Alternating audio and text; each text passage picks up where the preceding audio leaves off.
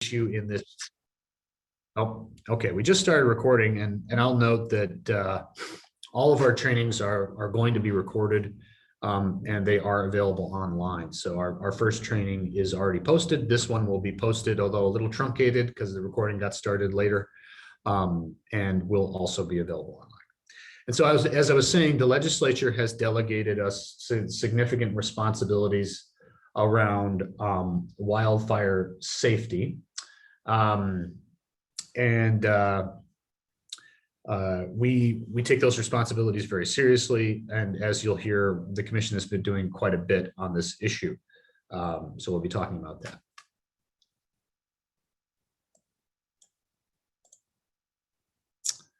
Some more directives from the legislature. Safety.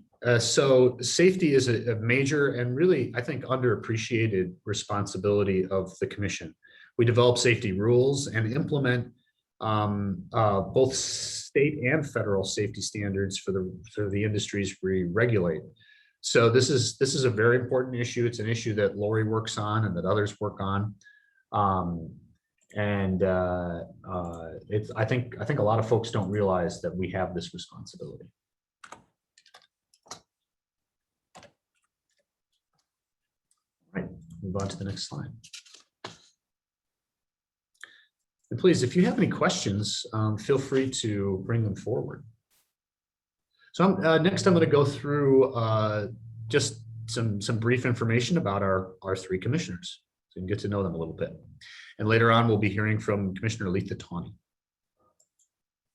So first, our chair, Megan Decker. So the chair has a lot of responsibilities, really more responsibility than anyone else in the agency, including the staff. She manages each public meeting and moves the commission to decision. Beyond this, she has delegated the authority to run the administration or run the agency as administrator, meaning that all staff of the commission essentially report to her through the executive director of the agency, who reports to Chair Decker. So she has a tremendous amount of responsibility in our agency, and really has to wear many hats. We're lucky that she has so much energy and wisdom. It really helps the agency run smoothly. Letha Tawney is a senior commissioner who has served 2 terms with the commission.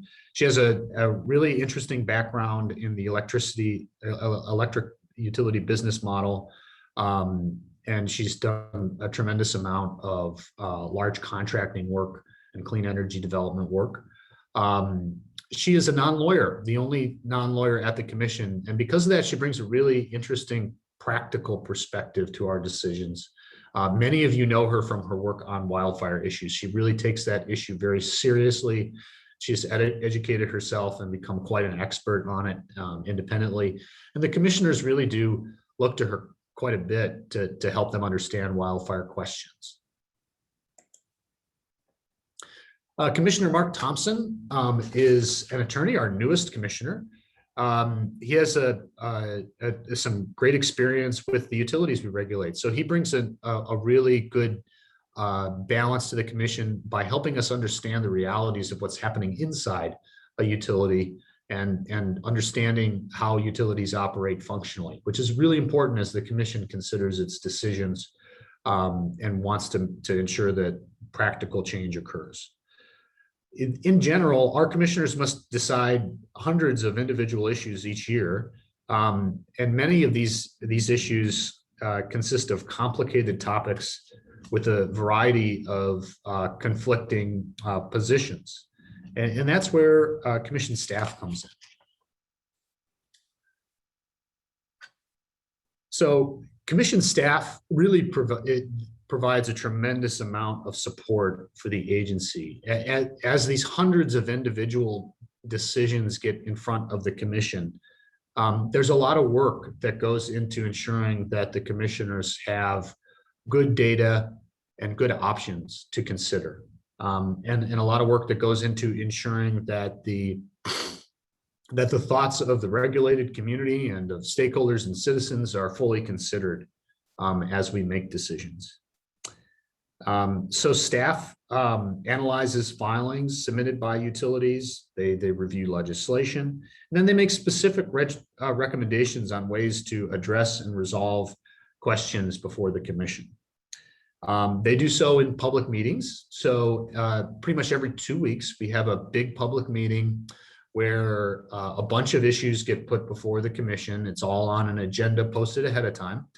At these meetings, stakeholders may comment, and the staff presents a recommendation. They say, essentially, hey, commissioners, here's how we think this issue ought to be resolved, and here's why. And that's done in a staff memo that's also available ahead of time. Staff supports us also in contested cases. So as we'll talk a little bit about later, the commission decides things in big contested cases, as well as in rulemakings and in public meetings. And even in these contested cases, staff plays a really interesting role. They act as a party. So they act as a litigating party, just like a utility company would be, or a consumer advocate. They're in the case and they are fighting for their position and working to make sure the commission hears them. And then staff plays a huge role in rulemaking. So in rulemakings, staff is really a lead actor. They're ultimately providing a recommendation to the commission to adopt a rule, and they listen to stakeholders, they convene stakeholders, and they draft language. So staff really plays an important role in facilitating and understanding what stakeholders want. And I'll say that it's really important to work with staff. If you're interested in engaging at the commission, staff is a really good avenue to that engagement, because staff is so knowledgeable and so connected to our commission and understands how to participate. So I would highly recommend working with staff, especially if you're new and you'd like to engage deeply at the commission. So I work in the Administrative Hearings Division. We're essentially an arm of the commission that supports the decision-making process. So we manage cases for the commission. We have judges, and they manage those contested cases, which are trial-like processes. And we also help with public meetings, and we write orders, make recommendations to the commission. We also lead rulemakings in their final stages.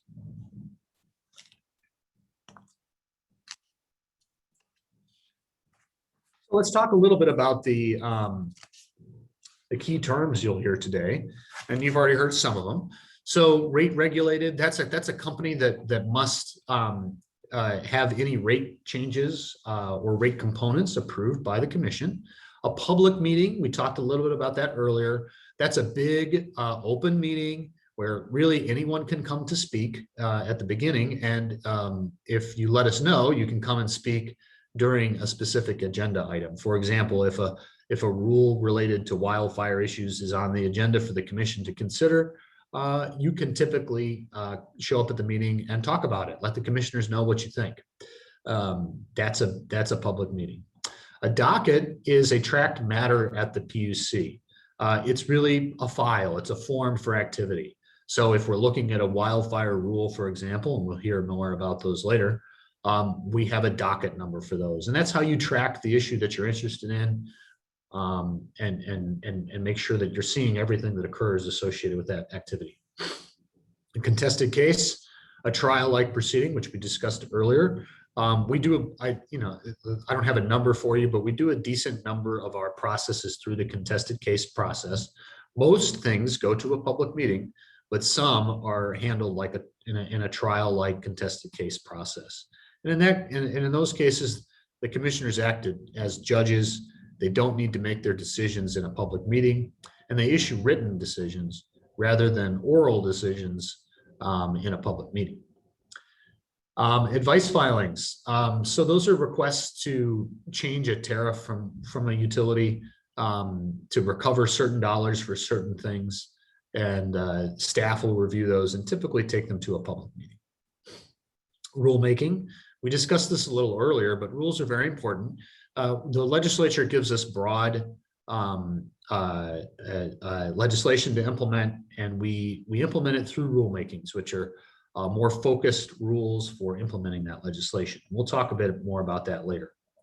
Workshops. So these are collaborative meetings to provide feedback to utilities or get feedback from utilities, staff, or commissioners. And it's a good opportunity, a really positive way to participate in our processes that doesn't cost a lot. You don't need to have an attorney to attend a workshop and participate in it. It's a good way for a stakeholder to participate, get their voice heard. A couple other things you might hear. Filings, certainly. This is really any document sent to the commission that will be put in a docket, will be associated with a matter. That's a filing. And then an ex parte communication. So this is a communication outside the record in a contested case to a judge or a commissioner. So if a commissioner is presiding over a contested case on a rate issue, for example, and you talk to the commissioner about the merits of the issue, certainly doesn't prevent any communication. You can certainly talk to a commissioner. But if you talk to a commissioner about the merits of the issue and you're a party to that case, then that's considered to be an ex parte communication, and that is noticed in the case. All right. So I hope that gave you a good overview of what we do and who we are. Questions, you can certainly ask them to me now if you have questions about this first part of the training. Additionally, you can send questions to us at that email address there. That email address is also available on our website. We've got our final training in this 3 training series coming up on June 3rd, and that will focus on climate change and utility investment as a key subject matter. And so I'm going to pause. And Candace, do we have any questions from folks? No, we do not yet. I don't see hands up. Okay. Well, feel free to ask questions later on if you think of something. And like I said, you can send them to that email address. All right, I'm going to stop sharing my screen. And I think next we're going to move on to Lori's presentation. Lori, I'll invite you to share your screen.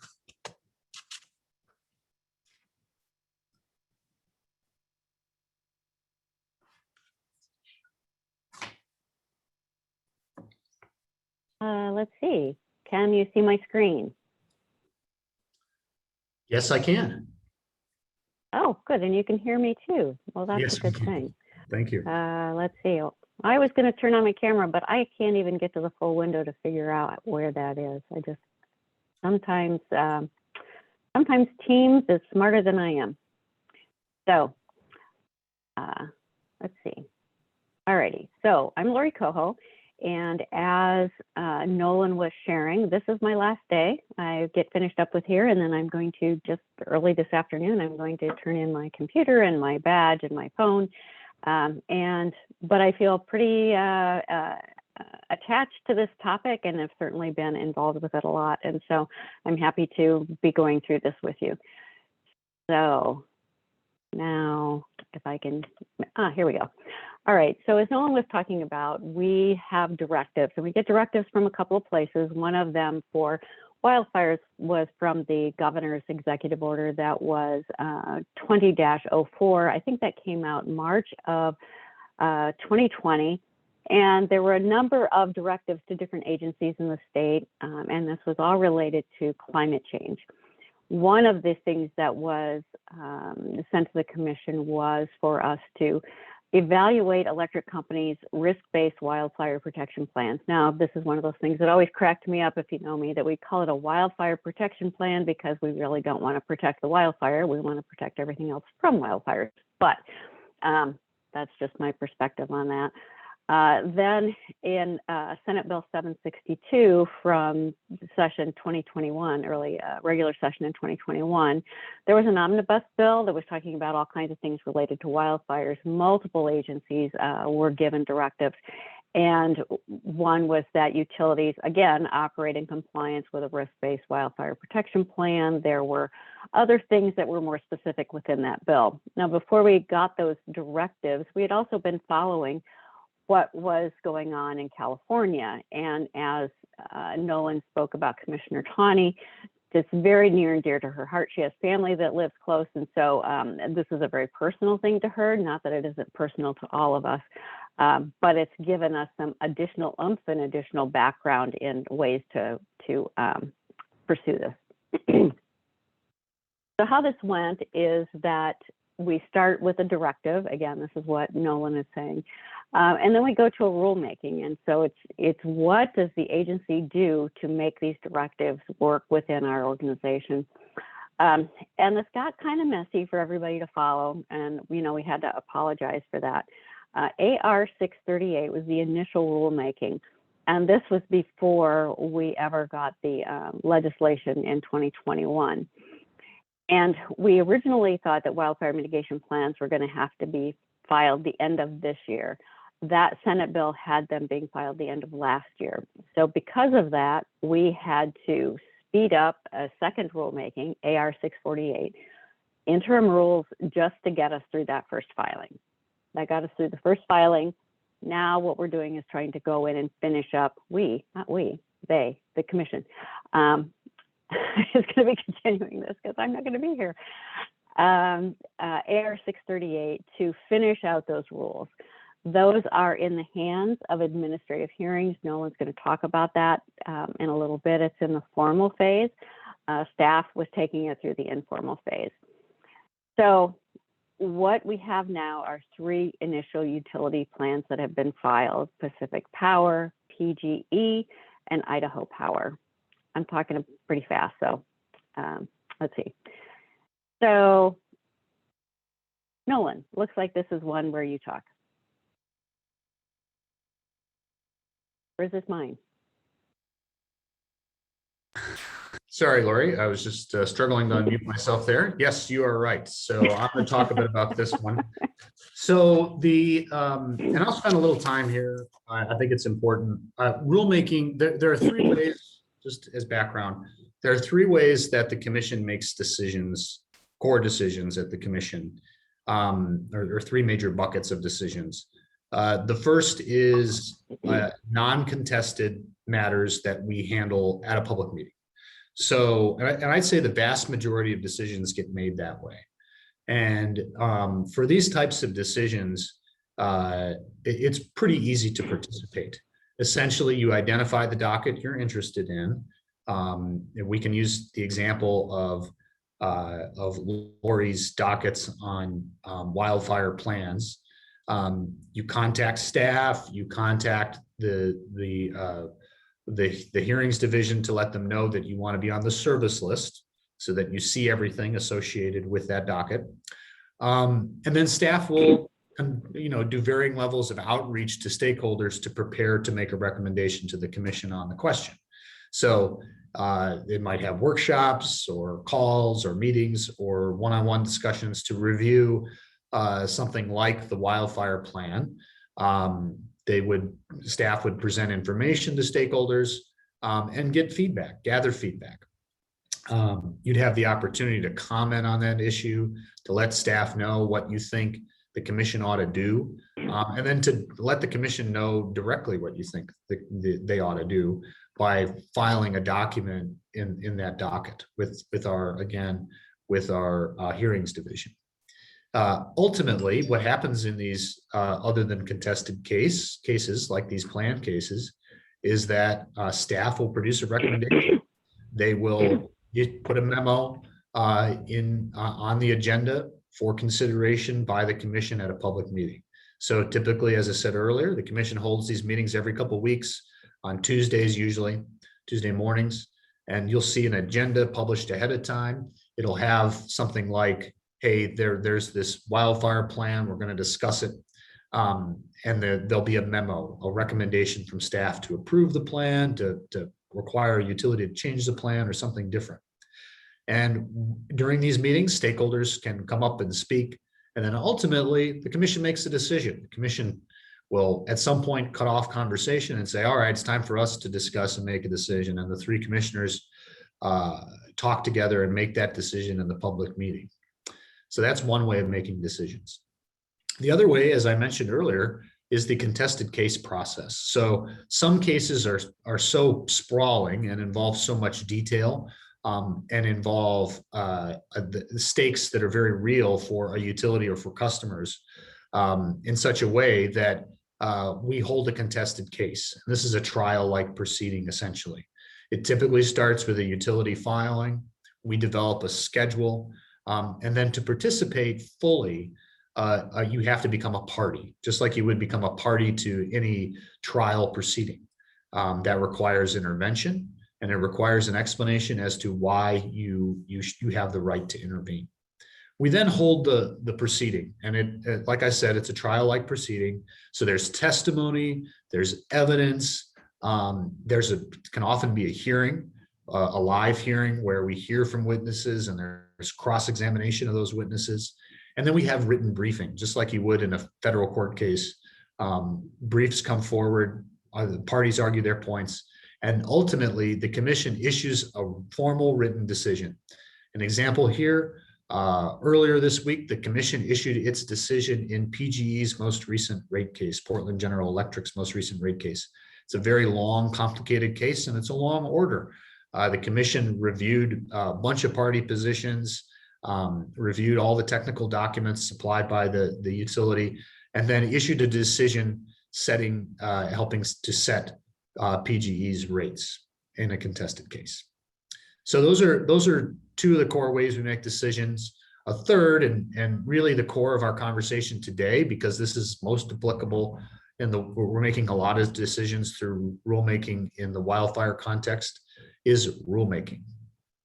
So rulemaking is a process where the commission, utilities and stakeholders define requirements, conditions, and processes to meet a directive or a law. And we do that in formal rules that are ultimately adopted and have the force of law. So once a rule is adopted, it's like a law for our utilities, and utilities must follow it carefully.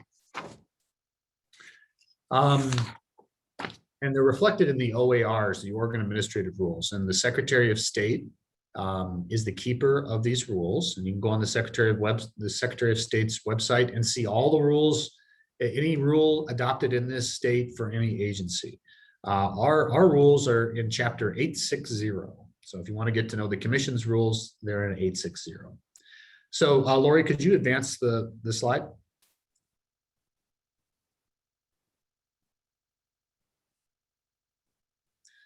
Oh, can you go back one? Okay, great. So I'm going to talk about the phases of a rulemaking. So we begin rulemakings with an informal phase, and that's a collaborative staff-led process. So the ultimate goal of that process is for staff to be able to present a draft rule to the commission. And so what staff typically does is they work with our Department of Justice attorneys. They develop some draft language, and they invite really anyone who wants to participate into that conversation. And there are no restrictions on who can participate in this process. So it doesn't matter if you have a direct interest in the rulemaking. If you're someone in the state that has an opinion about a rule, you can participate. And so staff tries to make sure that we collaborate with all relevant stakeholders. They are convened, and we start talking about the rule. So what do you expect to see in the informal process? Well, definitely and usually workshops, as I discussed earlier. These are essentially collaborative meetings, facilitated discussions where the issues in the rulemaking are brought forward and discussed, and people listen to each other's opinion. Staff will solicit comments. They can be informal comments. They can be comments made in meetings. They can be written comments that are posted in the docket. Really, it's up to staff in terms of how they manage the informal process.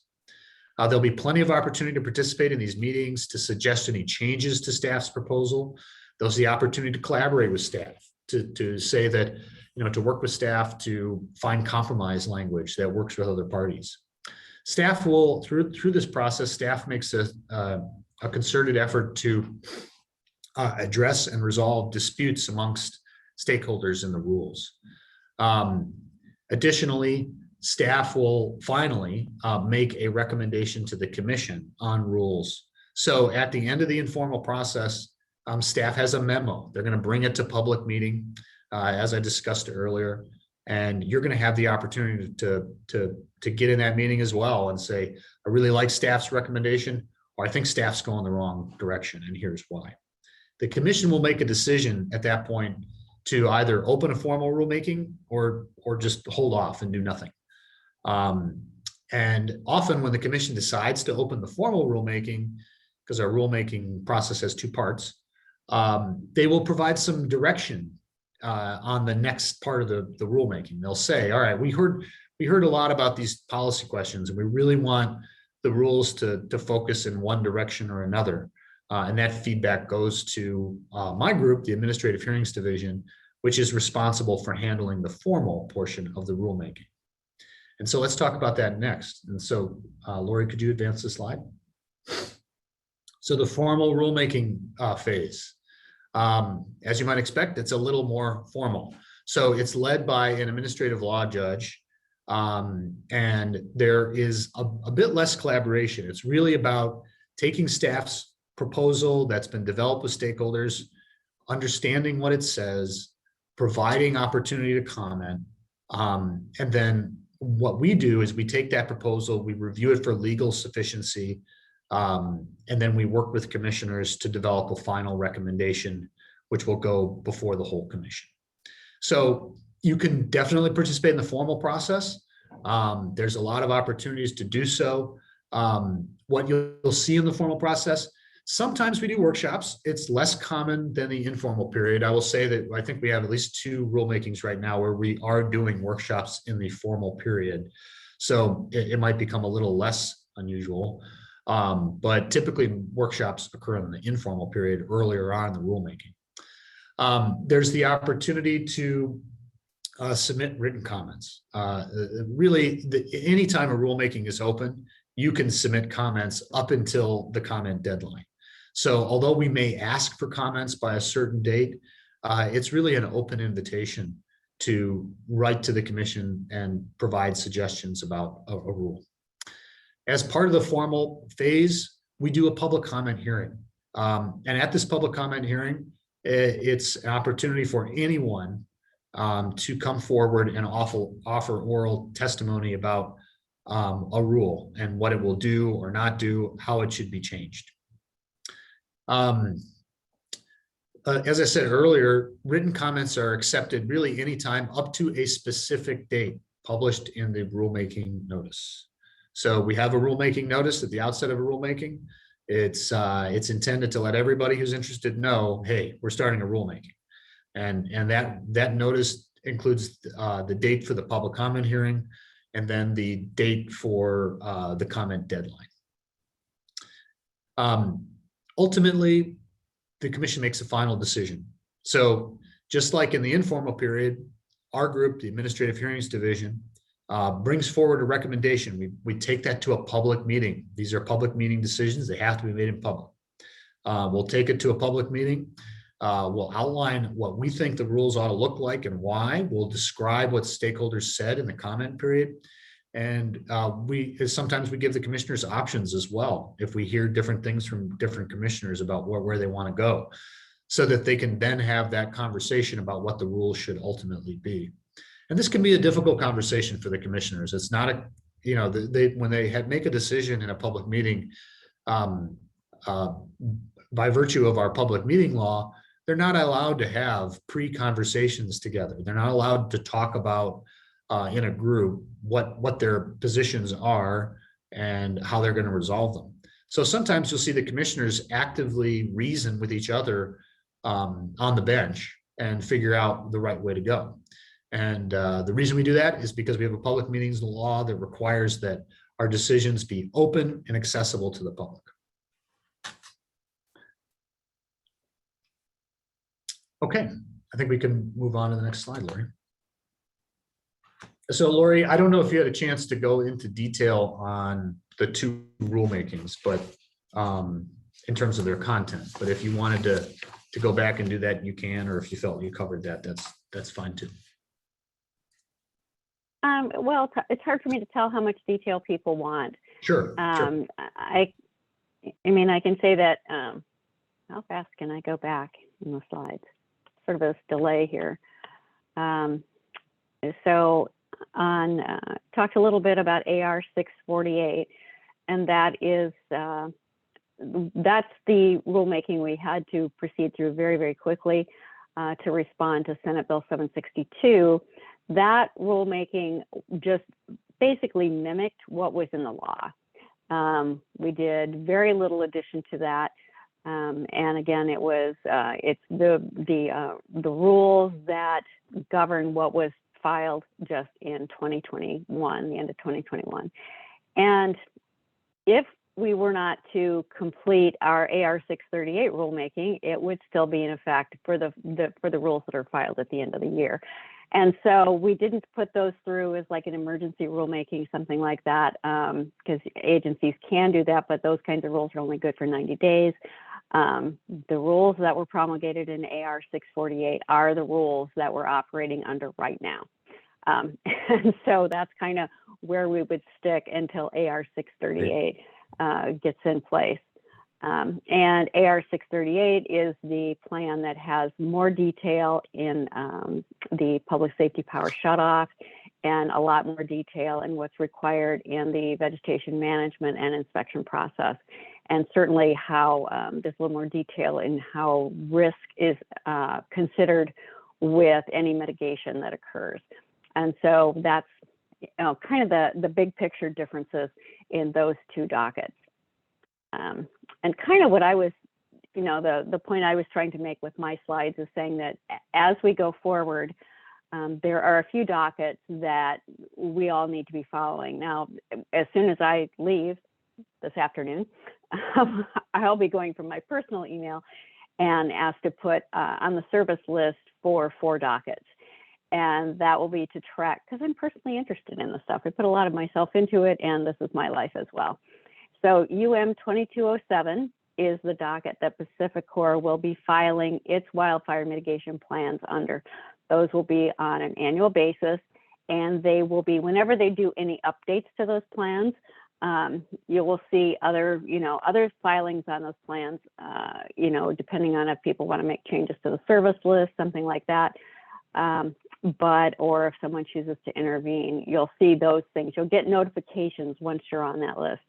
UM 2208 is for Portland General Electric, and UM 2209 is for Idaho Power.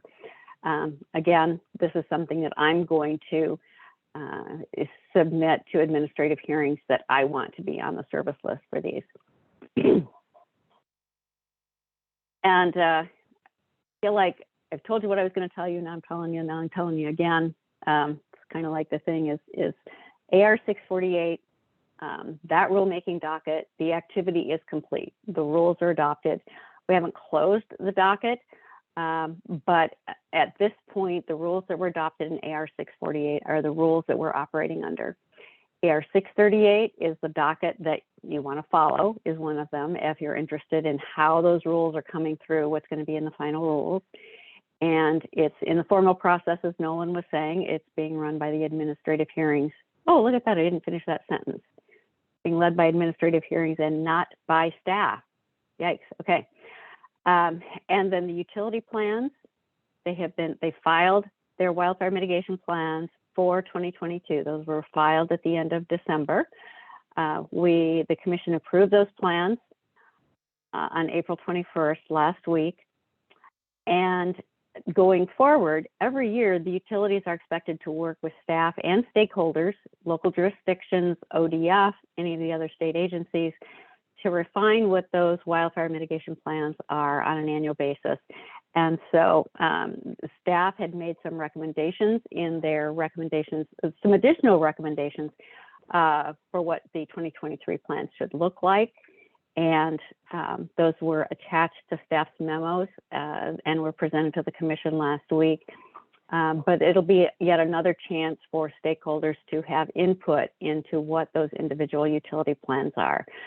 So there are 3 dockets to follow from here on out: AR 638, UM 2207, 2208, and 2209. And that's kind of what I was just saying. Let's see. Oh, I love this picture. I'm just curious. So the last thing that I'll do that's very unprofessional is this is my dog's last opportunity, if he'll show up, to appear. Come on, buddy. To appear in a public meeting. So here he is. This is Max. His last chance to interrupt things. And so thank you everybody for what you've done. And I've enjoyed working with everybody on these dockets. And anybody have any questions? I'm here until I leave in a few hours.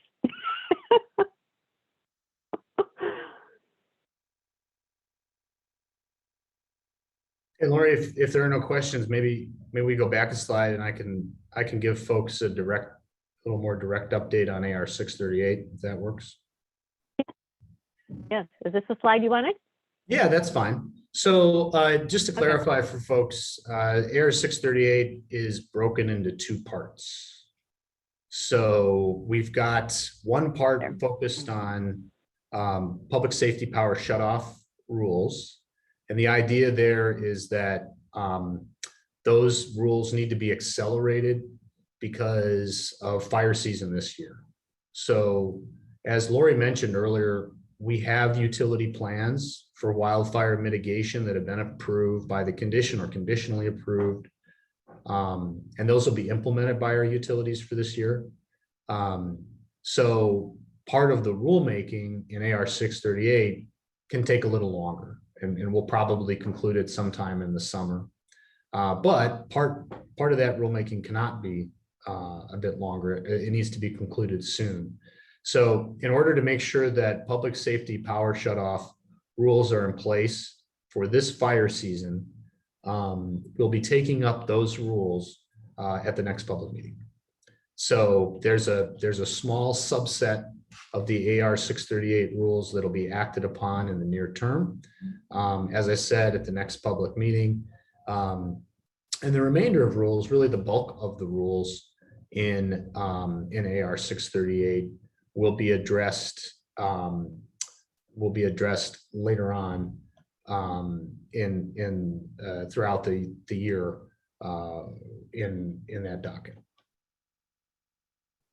So I hope that clarifies things a little bit in terms of sort of where we are.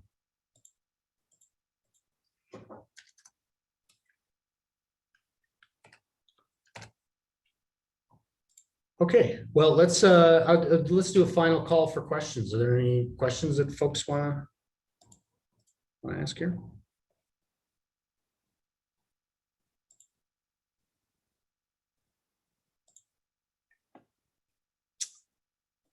Just looking, I don't see any questions.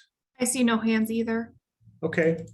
All right. Well, in that case, I think it might make sense to take a break. Let me share my screen so we have something to look at.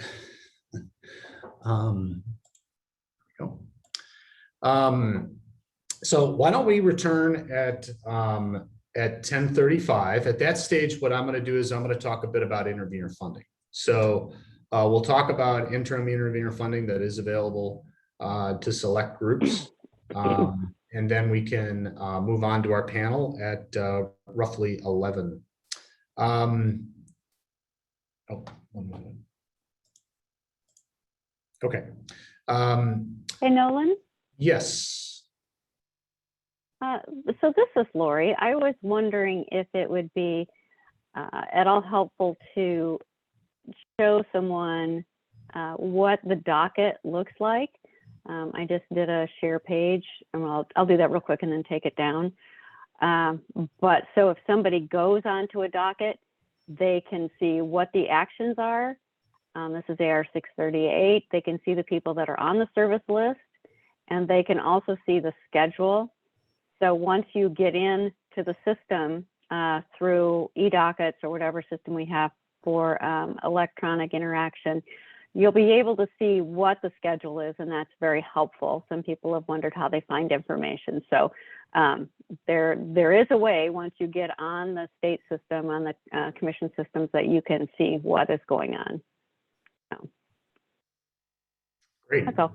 Thank you, Lori. That was very helpful. We have a question from Eric. Can we unmute Eric, please?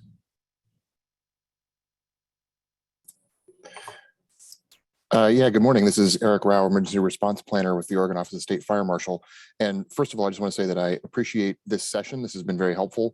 And I appreciate all the work that everybody on the commission, especially Lori, has done to work through this thing. Lori, I'm sorry that I'm only now saying this to you, but we're grateful for your efforts and we're grateful for this session. And thank you to everybody who's working to put it together. I just wanted to ask quickly, so the docket that you just showed, if I understand correctly, the only folks who are receiving communications about issues related to that docket are on that list, or the only email addresses. So for example, if an organization put an email address on that list, you would see that organizational email, but the commission staff don't communicate outside of the folks who are listed on that docket. Is that correct? It really depends on the commission staff and how they decide to manage the rulemaking. At a minimum, anytime we have something official happening in the docket and we're providing notice of it, so advance notice, it goes out to that service list.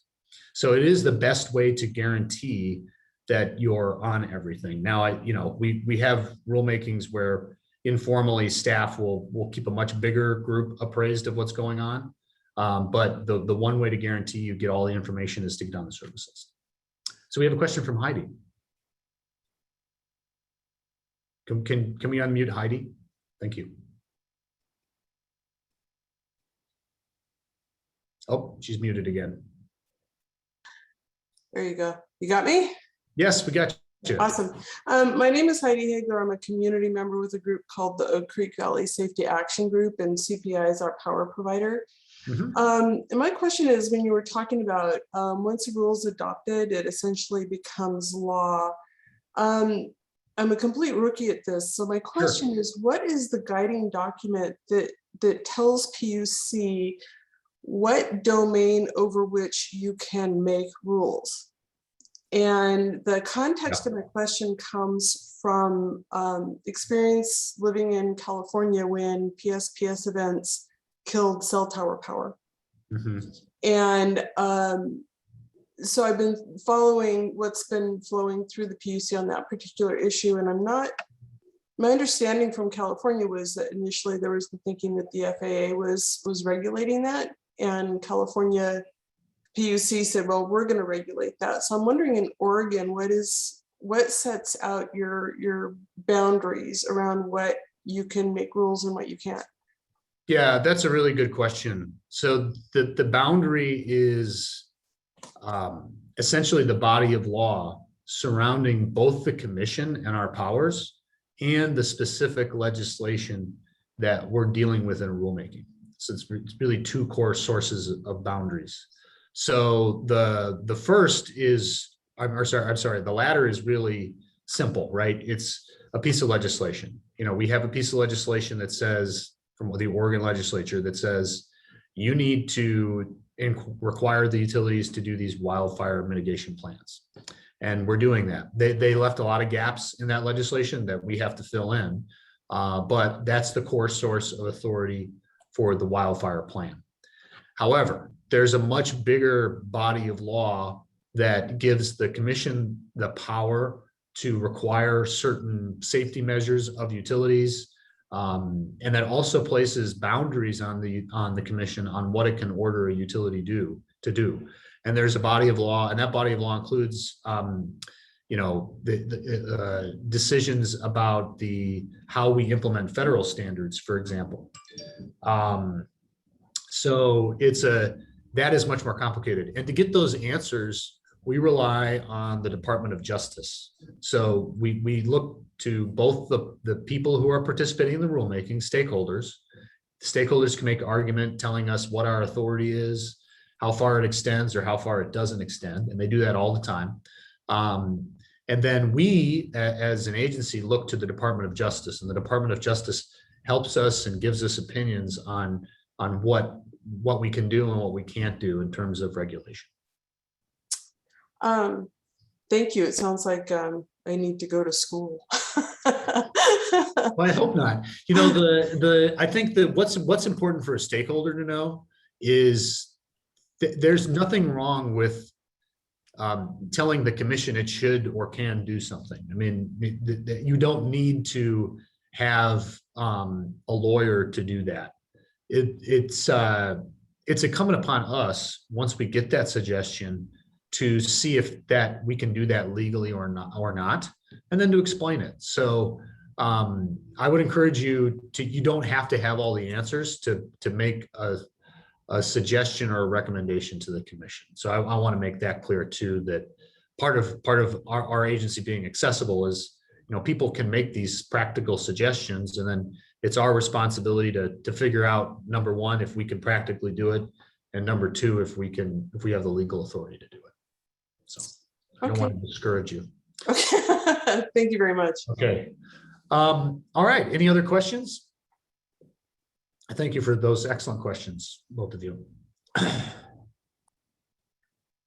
All right. So what I'm going to do is I think we're going to change things up. We'll return at 10:40. So we'll come back at 10:40, and then I'm going to do a presentation on intervenor funding, and then we're going to hear from our panel. Should be very exciting. Thank you all, and thanks again, Lori, for providing that presentation today.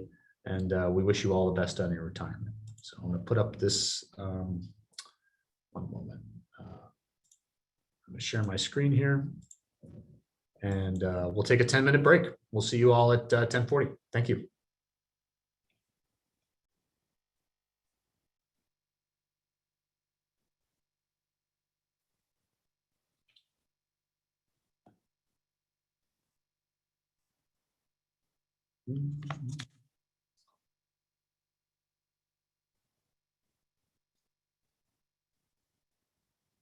Just a reminder, we're doing a short presentation on intervenor funding. We'll answer some questions, and then we'll get into our panel discussion at about 11. Okay, so we will start the presentation. All right, so I'm going to provide you an intervenor funding update. I'll discuss access to funding, and then I'll also talk a little bit about next steps for rules we're developing to make that funding broadly accessible. I also want to make sure that everyone knows that we're here to help when it comes to intervenor funding.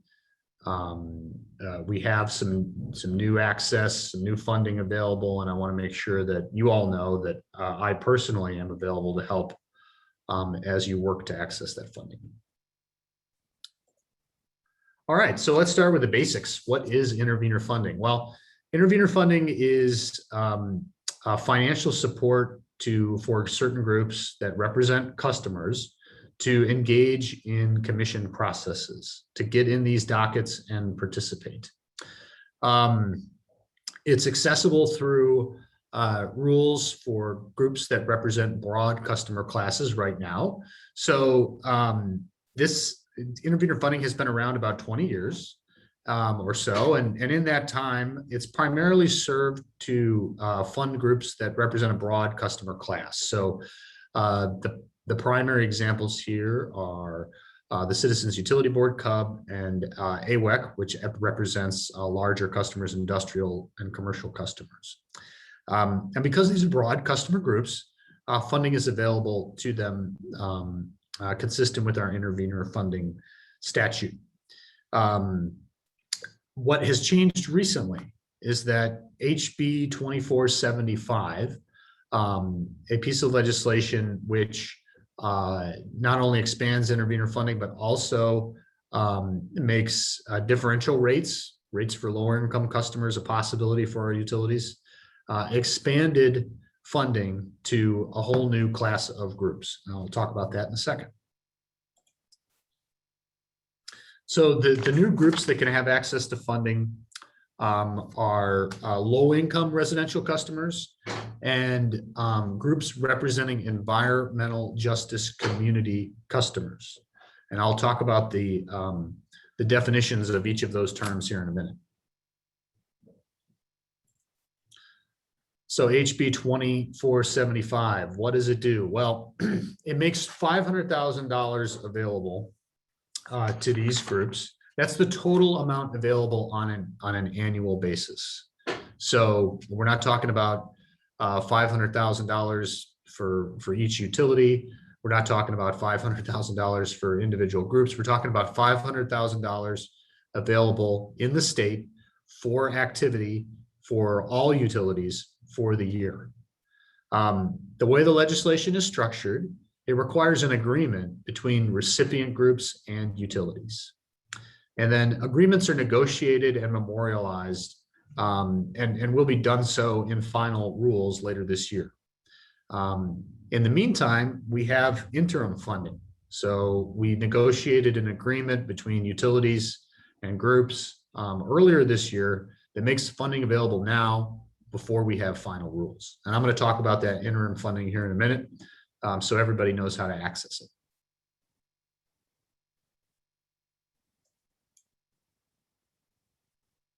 So interim funding. So the commission issued order number 22043. And I'll note that all this information is available on our website, on our Intervenor Funding page. So you can access it there. But that order essentially approved an interim agreement that was negotiated with utilities.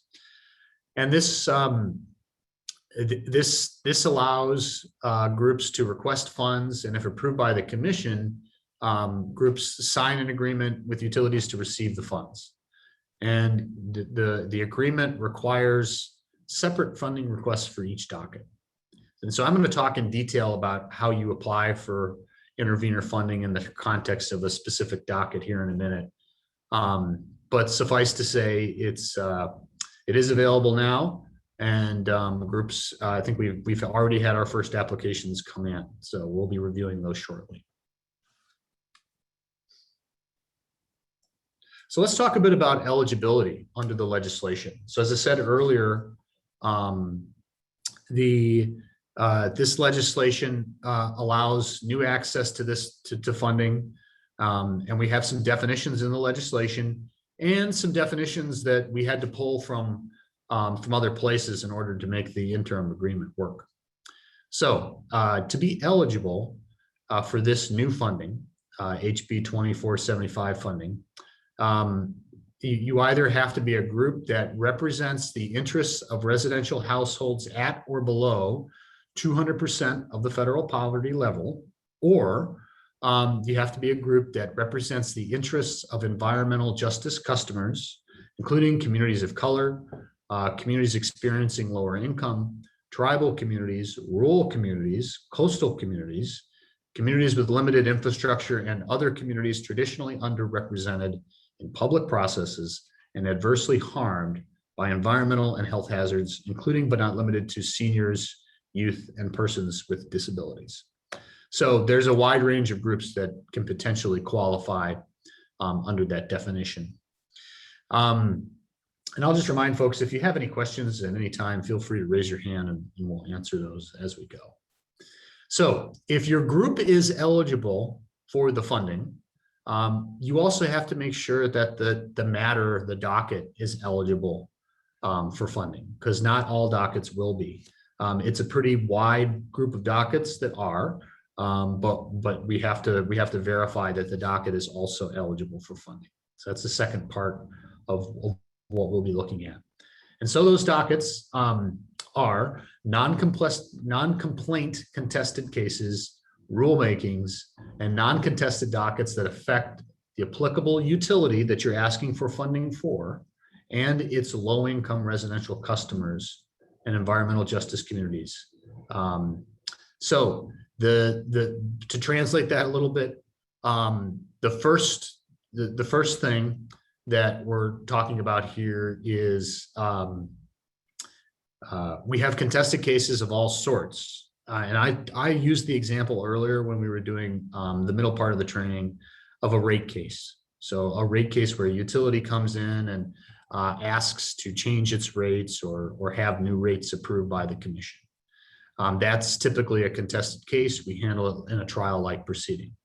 that very well may be a matter that is eligible for funding. But we have other contested cases which are not eligible for funding, and those are complaint contested cases. So the commission, amongst other things, also resolves complaints between customers and utilities. Sometimes those complaints result in a case.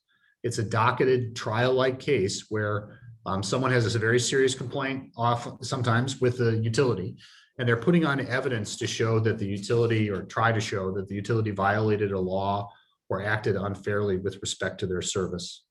And for those cases, funding is not eligible. And the logic behind that is that this is ratepayer money, and it's intended to serve really broad customer interests and not individual customer interests. So that's why it's not available for those types of cases. But it's really available for just about any other type of case. Rulemakings, which I discussed earlier, we do a lot of those, and certainly in the wildfire area, that's where most of the action is right now. And then non-contested dockets that affect the customer group that your group represents. So the planning dockets that Lori talked about, those could very easily be eligible. If, for example, you represent a group that is affected by the specific utility whose plan is in question. So you have to show a nexus between your group and the people it represents and the utility that you're asking funding for, and the issues that are going to be decided in the docket. So all those things have to be in place. Additionally, we don't often do this, but sometimes we do. If we have a non-docketed commission-led process, then there may be funding available for that as well. So I'm going to stop and see if there are any questions on this slide. Okay. Not hearing any. I'm going to go to the next slide, and I'm going to talk a bit about the how and the process, because that's really important under the interim agreement. Okay, so here are the steps under the interim agreement, and I'm sure this looks daunting, and I'll also note that as we work on permanent rules, which are in process right now, one of the things that I think will be a priority for folks is to simplify the process. But for now, we have an interim agreement which people are starting to use and which we hope will prove effective in the short term. So your steps. First thing you do, you submit an intervention request if it's a contested case. You become a party to the case. You start working in the case, essentially. You get engaged. So you request to make a docket an eligible proceeding, and to designate your group as an eligible participant. So this is really where you're making that case I discussed earlier, where you're saying, hey, this docket is eligible, here's why, and I am eligible for funding, and here's why. Using examples from today for wildfire, the rulemaking, for example, if you represent a group in rural Oregon, and you want to engage in our rulemaking process, you can make a strong case that, number one, your group is eligible because you're representing rural customers, and under the definition, there's an argument that creates eligibility. And two, you can argue that wildfire issues are of real concern to you. I mean, wildfire may occur in your area. You may be in a high-risk zone, or you may be in a medium-risk zone. You may be in an area where utility infrastructure can interact with the landscape in a way that wildfire is at least some sort of risk. And so you can make the case that your customers are affected, and that the docket is eligible as well. So you do that in a document. It doesn't need to be extensive, particularly if it's very clear on both those points. And you also include a budget. That's the next step. So your budget essentially outlines what your group is going to do and how much it's going to cost. And we have sample budgets that folks can take a look at on our website.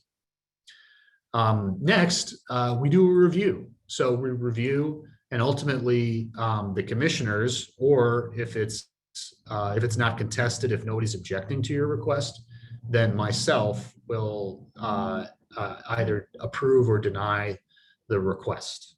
So it's a pretty simple process if there is no opposition.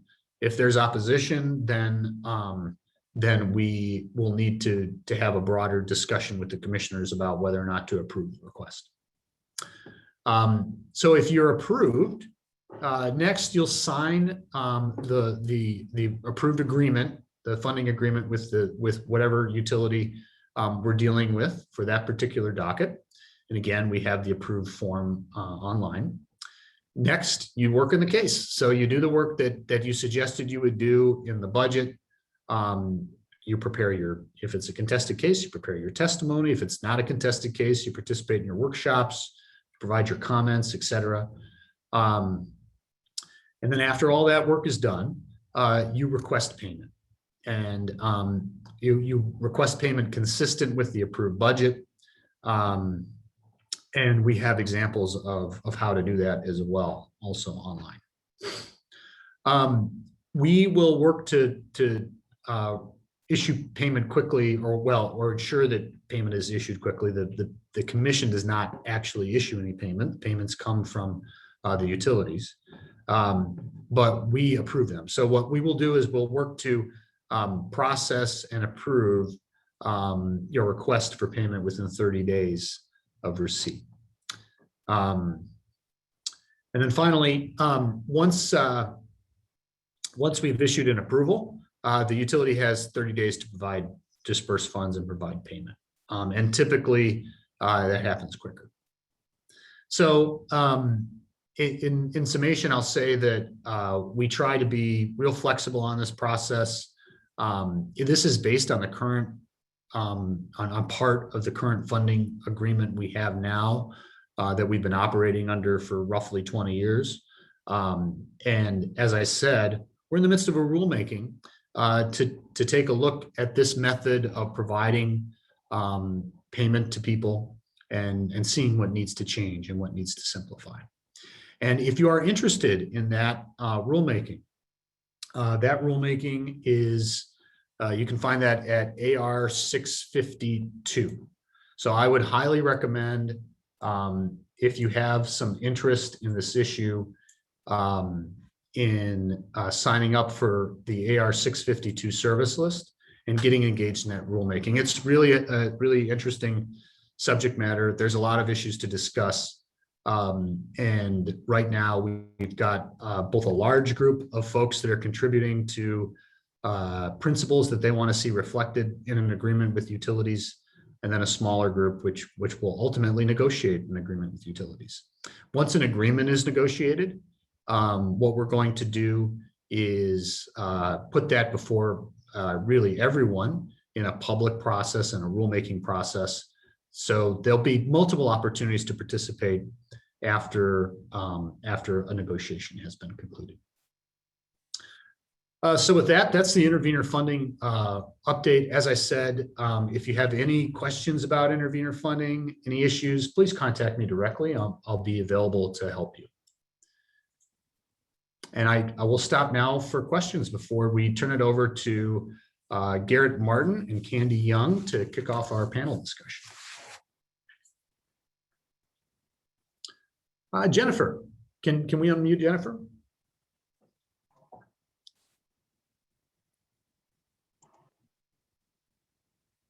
Hello, Jennifer.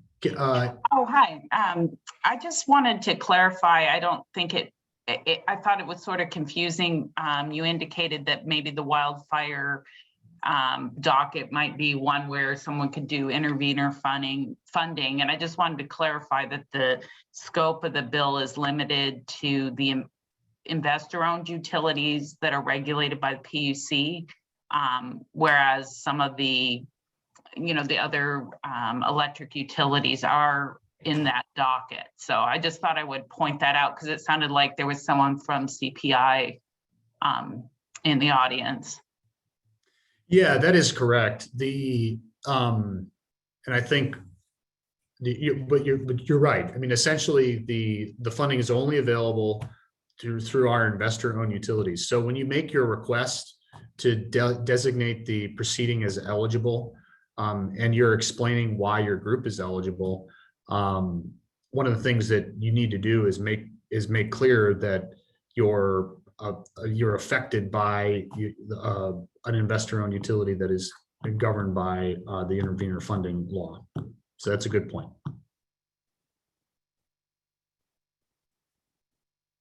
So thank you for that clarification, Jennifer. Any other questions?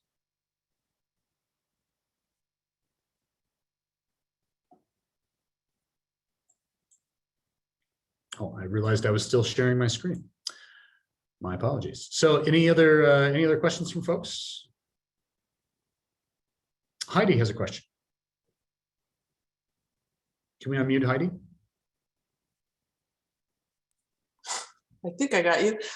Yeah, on that last point. So if you were talking about how a rural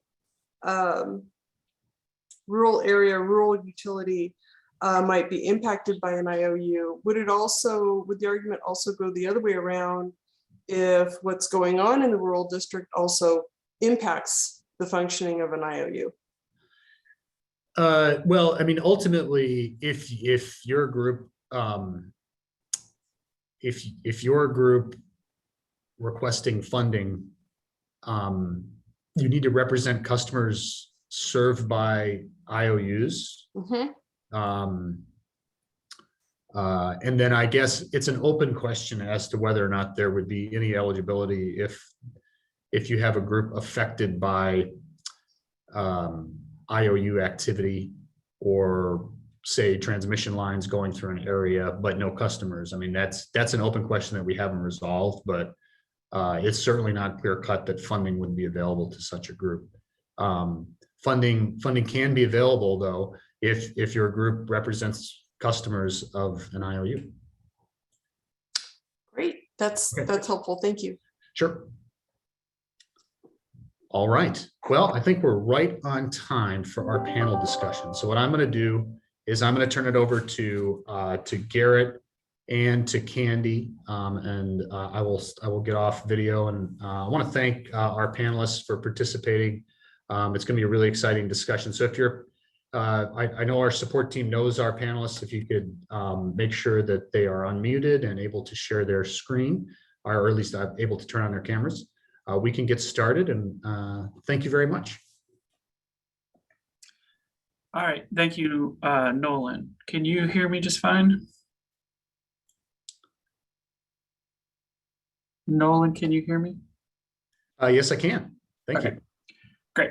I just wanted to make sure. Yeah, we've had a really great discussion so far and today about kind of the role of the PUC in general in regulating utilities, but also in how that relates to some of the existing work that we've been doing on wildfire mitigation plans, both as the entity that is evaluating the plans for the investor-owned utilities, and also as a repository for the approved plans, board-approved plans of the consumer-owned utilities.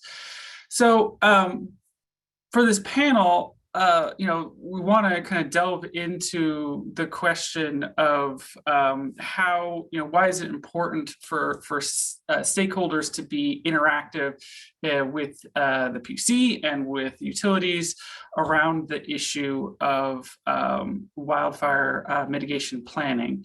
And really, it's important because in reality, the nature of wildfire risk in Oregon is changing. We're seeing longer wildfire seasons. We're seeing drier conditions and extended droughts through regions of the state where we have a lot of wildfire risk, and that presents a serious challenge, in particular to communities certainly, but also to the electric utilities that serve them.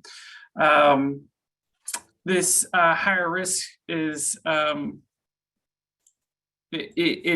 presents a challenge from just the reality that we are seeing larger and more extreme wildfires. As more people are living in areas in and around Oregon's wildlands, you're seeing the total number of acres of what's called the wildland urban interface, commonly referred to by the shorthand, the WUI. And that is both, so you're increasing the number of acres of the WUI in the state over time, and you're also increasing the total property value of the infrastructure, homes, businesses, and so forth that can be found in this area of the state. And this WUI is where we're seeing a lot of wildfire risk, because it is the area we're seeing the most interactions between people, their property, and wildfires. And so a case in point, not from Oregon, but from Colorado, actually, this winter, we saw a wildfire run through a suburban community, because what we're finding is that residential homes, if they're not fire safe, can be a fuel source just as much as heavily fuel laden forest can be. So this presents a growing risk for electric utilities. And that's kind of multifaceted. The one that people most obviously kind of gravitate towards is the risk of a utility starting a wildfire ignition. It's obviously a major focus for utilities to mitigate. That is by its very nature a serious issue, because these ignitions are likely to occur in proximity to homes, communities, because that's where most of the line miles for an electric utility are located. And they also occur under conditions that are likely to promote wildfire growth. Ignitions aren't particularly likely when there's no wind, when it's raining cats and dogs. It's typically when the conditions are dry and windy that you're seeing trees and branches connect with electrical lines, create sparks, and ultimately create a wildfire. And this is something that, you know, Lori was noting earlier is a focus of the wildfire mitigation plans that we are working with utilities on currently. Beyond ignitions, there's also just the risk that is presented from a wildfire burning through a community, and consequently an area where there's electrical infrastructure, because this has the potential to create an extended outage. Because the utility has to wait for to be granted access back into the area that's been burned. They need to then evaluate and assess whether their infrastructure has been damaged. They need to then identify and replace damaged equipment, and that can all take a significant amount of time. And then on top of that, you know, even when we're not talking about actual wildfires and the damage they can create, you have the risks from utilities and the concern that they have that you have weather events that may generate a ignition, and consequently they need to evaluate when to de-energize their lines in order to protect communities from the danger of a wildfire. But that presents its own challenges to communities that get disconnected for a period of time from electrical service. So as this growing wildfire risk is being recognized here in the state, the electric utilities in the state are being asked to do more when it comes to planning around wildfires and the risks that they present, but even more importantly, to communicate that risk and that planning effort with more parties in the state. And that includes the customers and communities that they serve, state regulators like the Oregon Public Utility Commission, to local governments, including first responders and emergency managers, one of which you will hear from here on the panel, to other branches of local and state governments, including legislators and the governor. But that communication needs to be bi-directional. It can't just be the utilities informing their customers and their communities of what their plans are. They need to hear from those very same parties as to what their priorities are, the community's priorities are, what the legislators' priorities are, and to better understand how they see wildfires and emergency situations and what their preferences are. So that's the purpose of the panel discussion today. We've lined up 5 panelists to talk about the roles of the OPUC, utilities, local governments, and communities, and what they currently are, what we are developing, and what potentially we need to be developing in the future on the topic of emergency events like wildfires, and how different parties can effectively communicate and operate so that the Public Utility Commission and the utilities can adopt balanced, effective policies that keep communities healthy and safe. So before I introduce the panelists, though, I would like to introduce my other panel facilitator, who is Candy Young, our public information officer, who will be helping me with, pose the questions today. So wave, Candy. Yeah, okay. So with that, I'd like to introduce the 5 panelists, the first of whom actually has already been introduced to you earlier as we did an overview of the PUC, and that is Commissioner Letha Tawney, who was appointed to the PUC back in 2018. She has been a catalyst around wildfire mitigation efforts for the Public Utility Commission, as again was noted earlier.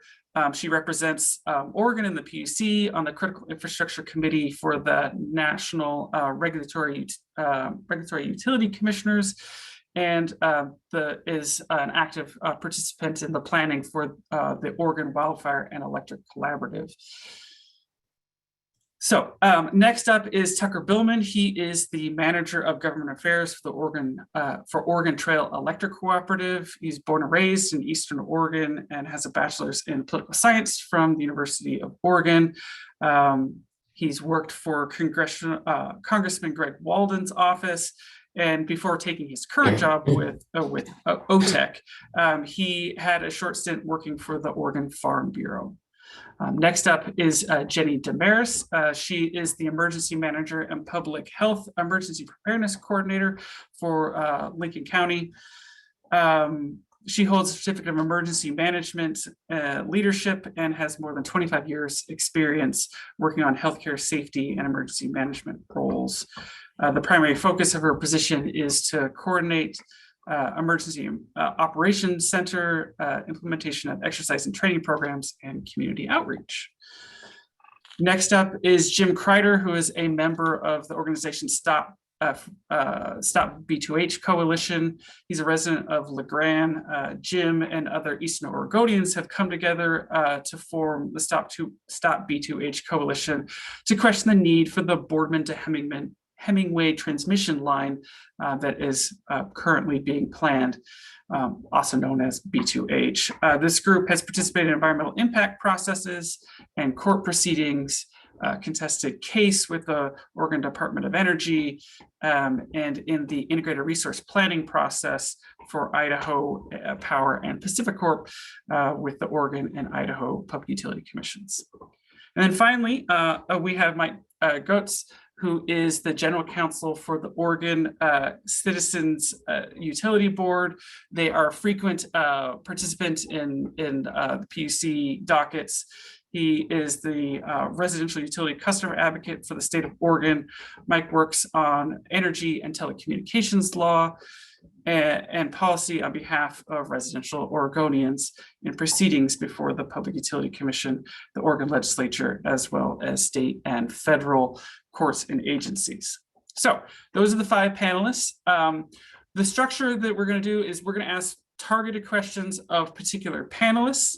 And once they've wrapped up their answer, any of the other panelists that want to chime in the general realm of the questions being posed, since many of them are kind of specific to the particular panelist position, they should feel welcome to do so. Attendees can hold their questions till the end, where we will hopefully have time to address those. So with that somewhat long introduction, I'd like to pose my first question to Commissioner Tawney, which is, how do you see the role of the PUC having changed with regard to wildfire mitigation, and how does that affect stakeholders and the public? Thanks, Garrett. And thanks, everyone. It's exciting to be on such an esteemed panel, and I'll keep my answer short because I want to hear what my other panelists have to say. In many ways, this hasn't changed the PUC's role. We've always had a job around safety and requiring the utilities to spend customer money carefully on system reliability. And we've always been focused on the kinds of bad things that can happen around the electricity system. Workers getting hurt, kids climbing trees and getting hurt, the storm recovery taking an excessive amount of time. Those have always been issues that have been important to us and that we've worked on. I think what's changed is the scale of the potential catastrophic outcome of an ignition has radically changed. And suddenly the utilities have to think about running the distribution system more like more in a zero accident, zero ignition way, and that's an incredibly tough challenge in such a massive system with so many mechanical parts. And I think where that has created real complexity in our role and in the conversation with stakeholders is we've been able to make the system quite safe, where there are not catastrophic outcomes, there are not workers getting hurt. And climate adaptation and the landscape, the disrupted landscape in terms of forestry management and landowners' choices about their trees and so on have radically changed the operating environment. And I think there is it creates a really challenging conversation about whose responsibility it is to reduce risk, about who can actually effectively even reduce the risk. We see in California billions in spending and fires still emerging, and a real challenge around whether a no-risk environment is possible in a changing climate. I think we assume we can somehow get back to the way things were, and I suspect that on some level that's not actually possible. That in fact we will always have a changed operating practice in order to cope with a changed operating environment, and that is really difficult for customers and stakeholders to get accustomed to, and it doesn't feel fair. So I think it makes a really challenging set of conversations where we all have to be very open-minded to what adaptive management means and what climate change really brings home for all of us. But I'd rather be having the conversation and trying to make Oregonians safer than not having it. It's important to take it head on, I think. So I'm excited to hear what my other panelists have to say. So I will, so that we can get after that. Do any of the other panelists have any quick reactions to what Letha was talking about with regard to kind of the diminishing tolerance for potential failure of the electric system and the kind of integrated or interrelated risks that come with kind of responsibility for property? So this is Jenny Damaris, the Lincoln County Emergency Manager. I think the only thing that I would add to that is what we see as our day-to-day reality of our processes, responses, what we're doing, right? But what we're really sometimes fighting is a public perception. So the more informed community member we have about whether it's the Public Utility Commission, a local emergency management program, what the state agencies are doing, that sometimes is our biggest challenge, is the public's perception of what we are or not doing. So all these points that we're talking about today really tie into that. The more informed we are about what our supporting partners are doing, the more at the local level we can make sure that we help support that public person or public groups to really understanding the big picture. So again, we may be doing all the right things, but it may just be the messaging isn't getting through to the individual community member, and their translation may be what we're up against.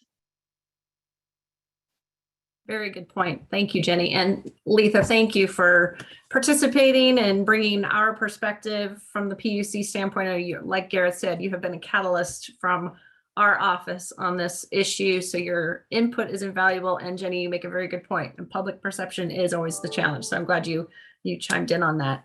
We're going to move on to question 2. So this one's for Tucker. You represent the Oregon Trail Electric Cooperative, which is a utility, electric utility not regulated by the PUC. So what do you see as the role of the PUC in working with utilities like your own that we do not regulate and on this wildfire issue? Yeah, thank you. Can everybody hear me okay? Good. Okay, excellent.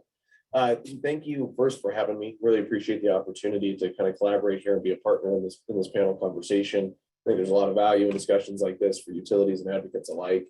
I'd also like to congratulate Lori really quickly on her next adventure. My time working with her has been very brief, but she has been a great resource, and her work with electric cooperatives across the states has been appreciated. On this question, I think it's a very good question. I appreciate you asking it. And I would say that this panel and this training here today is a very good example of what role the PUC has here. Opening the door and having us at the table as a collaborative partner is a good start, and we encourage more of this. While we may not be regulated directly by the PUC, in some spaces we share, or we may not be directly regulated by the PUC in some spaces, we do share a common priority: the safety of our member owners and our fellow Oregonians. I think through conversations like these, we as utilities can be better informed and improve our processes and our mitigation plans to be at the highest possible standard. I would also say that the PUC still plays a valuable role in keeping us informed and acting as one guidepost that we can use to help get us to the best practice in wildfire mitigation.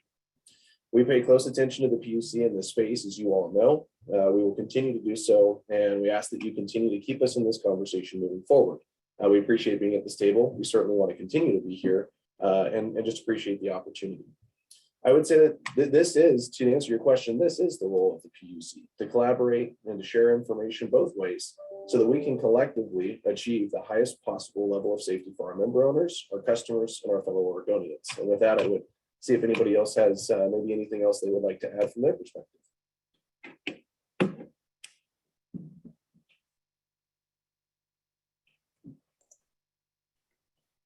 Any other thoughts from the other panelists?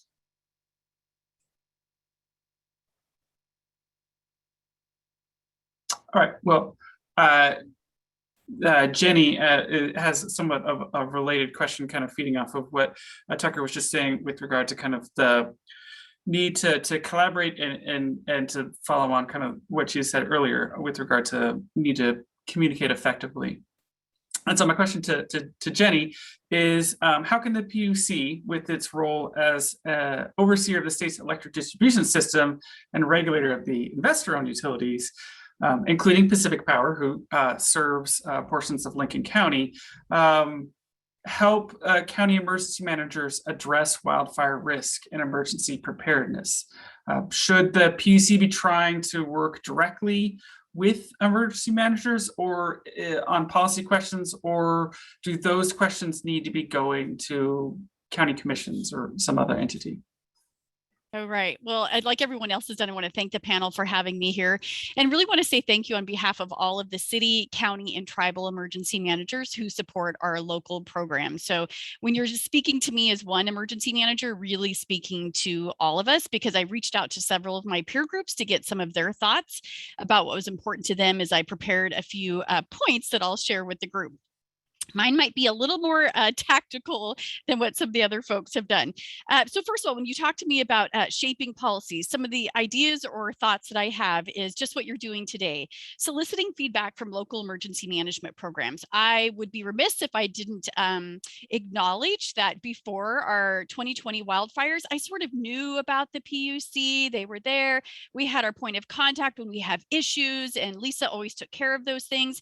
We heard this group on our state briefings, especially during the wildfires. It went, oh yeah, now I understand the power and the magnitude and the ability of how this could support us at the local level, pre, during an event, or post-event. So that really came home to us about the need as an emergency manager to be more informed about what your group does. But again, that's a two-way street. So some of those things I listed down were participating in local exercises and after action reporting processes.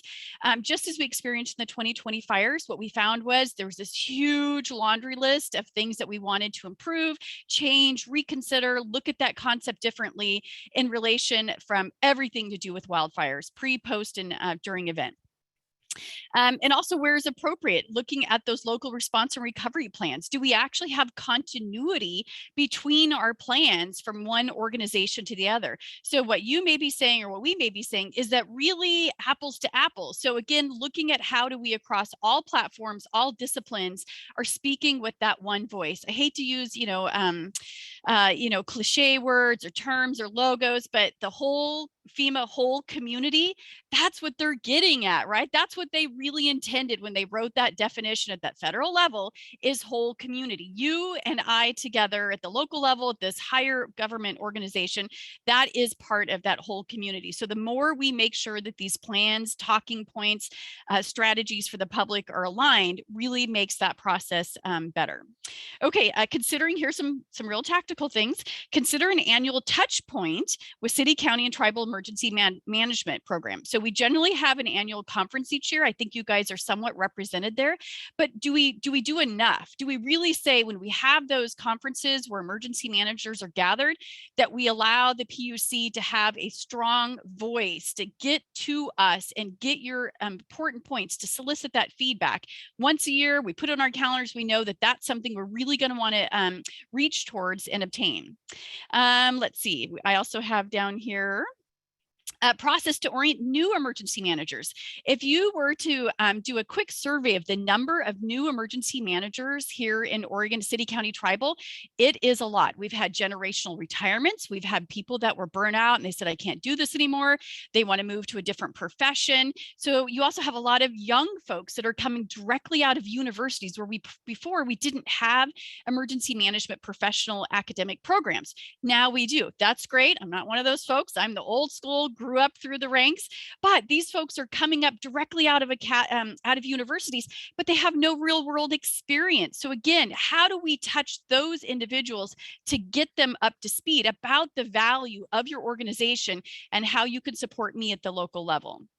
Let's see, how to guide and engage with the PUC, how to define lanes. Here's another one that's really important. What is my lane as an emergency manager? I need to make sure that I'm not railroading you because I've got a hot item and I got upset or frustrated that day, and boy, I'm just going to give it to you.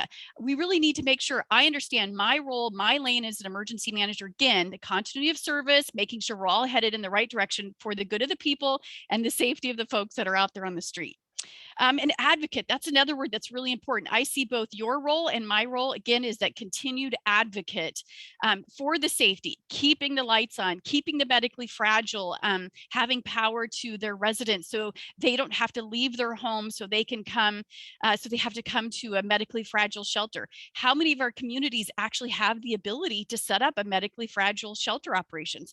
I know my county, and before 2020, we were just getting these concepts going, but now I've solicited, I've got that grant money, and by golly, I've got volunteers. So if you have to do a public safety power shutoff, I'm ready in Lincoln County, but my other county partners may not be. So again, keeping the lights on as long as we possibly can sustains that light for those folks that are medically fragile.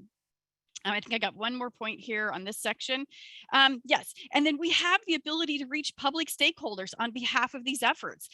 You guys have social media, you've got high talking points. Sometimes you guys talk about things that are so far over my day-to-day sort of understanding, like the docket that you showed earlier, that's like really cool. But boy, I just don't have the time to really interact with that. So I need short sound bites. Oh, somebody's opening my door. Hold on. Short sound bites to be able to be engaged with that. Thank you, to be engaged with that. But you need me to be your sounding voice to John Q. Public, because why? They know me. I'm familiar to them. I'm their emergency manager. So if you have talking points that are important that you really want to get to that public local level, you can try through your website, you can try through your email distribution list, but really getting it to us at the local level who talk about preparedness, who we give them the directions of when it's time to respond and you have to listen to us. And this is what public safety power shutoffs mean, right? They're going to listen to us and they're going to trust us. So you inform us as best you can, and then we carry that mission and that message forward. Okay, so now the second question. Do you want me to pause there and see if you have any questions? No, I think that was great. But yeah, does anyone have from the panelists? Does anyone have any kind of reactions to what Jenny was saying? Because she had a really good list. I'm really excited and passionate about my job and my county, so it just sometimes it's hard to contain. No, that's great. So I would and say first, thanks, Jenny, for that kind of that overview and that insight. It's very helpful. I will tell you that coming into the wildfire season last summer, we were obviously, very aware of our role in mitigating wildfire risk.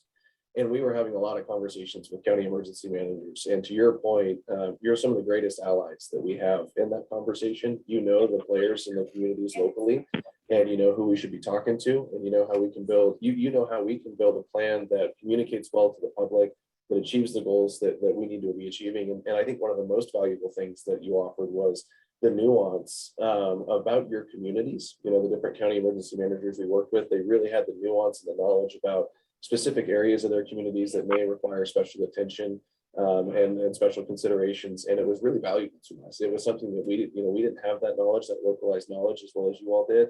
And our community or our county emergency managers ended up being some of our greatest assets, and we've developed really strong relationships with them. And as we roll into this next wildfire season, we're lining up meetings with them. I have one next week, in fact, with some of our operations guys to start that conversation again. But just I wanted to really bolster your point and add to it and say that you are a phenomenal resource as emergency managers, one of the best assets we can have. So thank you. And believe it, they're not all as energetic and exciting and overwhelming as me. Some are way more low key. I will say we have a group of very excited, passionate emergency managers, much like yourself, and that's exciting to have. We're glad to have the passion. So, yeah, I think that's certainly been something that's been highlighted by the Oregon Electric Wildfire Collaborative, has been kind of that need to leverage those local resources where possible and really increase that communication to kind of get the best protection for communities really at the ground level. Because of Lori's special status today, I'm gonna let her speak up here. She's raised her hand, so I bet she's got a good question for us. My special status. So I'd like to, hear, and I kind of was doing a back channel in the chat to thank Jenny. And also I saw a bit here, Patience, but I can't see her in there again, who are both very vocal emergency managers, and that it's been a pleasure to work with. I would say that the commission, like the wildfires have done to everybody, recognizing the amount of resources that people need just to maintain the communication. It's a heavy lift for all of us. And, with me retiring, that kind of leaves Lisa to lead the charge. And I want to assure you the agency is looking at adding resources specifically for that reason, because the agency recognizes how important this is. And so please don't think that you're not appreciated or going unheard, because what you're up against is real, and it's where the rubber meets the road is at those local jurisdictions. So thank you for what you guys do. I don't know how you do it. You couldn't pay me enough to do the job that you do. No way, but thank you for what you do. Okay, and then I have the last part of your question, if you're ready, because I have more. Let's see. I think what you're referring to is the policy. Oh, yeah, actually, so yeah, go ahead. Sorry. Okay, so the other part, the second part of your question was about wildfire risk and working directly with the PUC, working directly with the policy questions to the county commissioners. So what I have for that is, again, just re-emphasizing that whole community and the relationships between them are the most important. And then keeping that open communication to local programs, because what we don't want to have happen is that you blindside a county commissioner and they had no idea this was coming. So again, we are their portal. Look at the county emergency manager is the portal to our elected officials, where it be our fire defense board chiefs, our county sheriff, or our elected county commissioners or city council members. Really, we can be that portal to you to make sure they're apprised, so that when you really need their opinion and you want them to help support you in an effort, they've been briefed and they're ready, and they're not just, trying to catch up. And the last, what I do there is something would be really beneficial is statewide talking points. Over the last 3 years, we've had all kinds of disasters, not just the wildfires. We had the Snowmageddon in Lane County, those wind event and the ice. So really it is an all hazards events that have been affecting us. But I would love to see a better continuity of talking points between Oregon State Fire Marshals, ODF, OEM, OHA, ODOT, and you guys. I will tell you as an emergency manager, one of the things I struggled with, because we developed a wildfire readiness presentations, video, everything, 8 different modules. But when I got to the point that I wanted to educate my public about public safety power shutoffs, it was a crapshoot. I searched everywhere. I searched the state websites. I eventually went to California, and I pulled stuff from California because it was there up in front and center. I did work with my local providers, but they have all got different websites. There's not a continuity of messaging.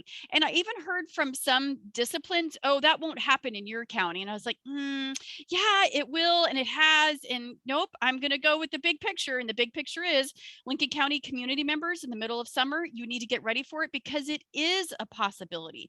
So I would really encourage your group, all the state departments. I know it takes time. Everybody's ramping up these preparedness and training coordinators and all these folks, but we need to quickly get to a point where there's a 1-point landing page, thoughtful thoughts for the community of how we can prepare the community for what is permanently coming as a risk factor in their local communities, especially during the summertime.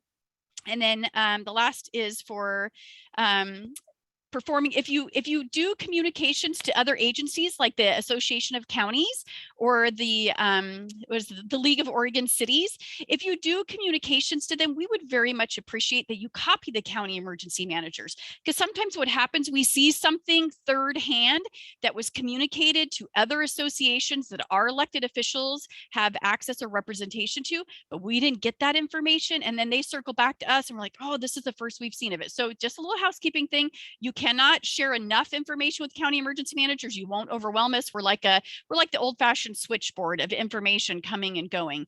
And lastly, I would leave with you the 36 county emergency managers have organized together under the Oregon State Sheriff's Association. They were very kind and decided to represent us. So we have our new Oregon State Emergency Managers Command Council through the Sheriff's Association.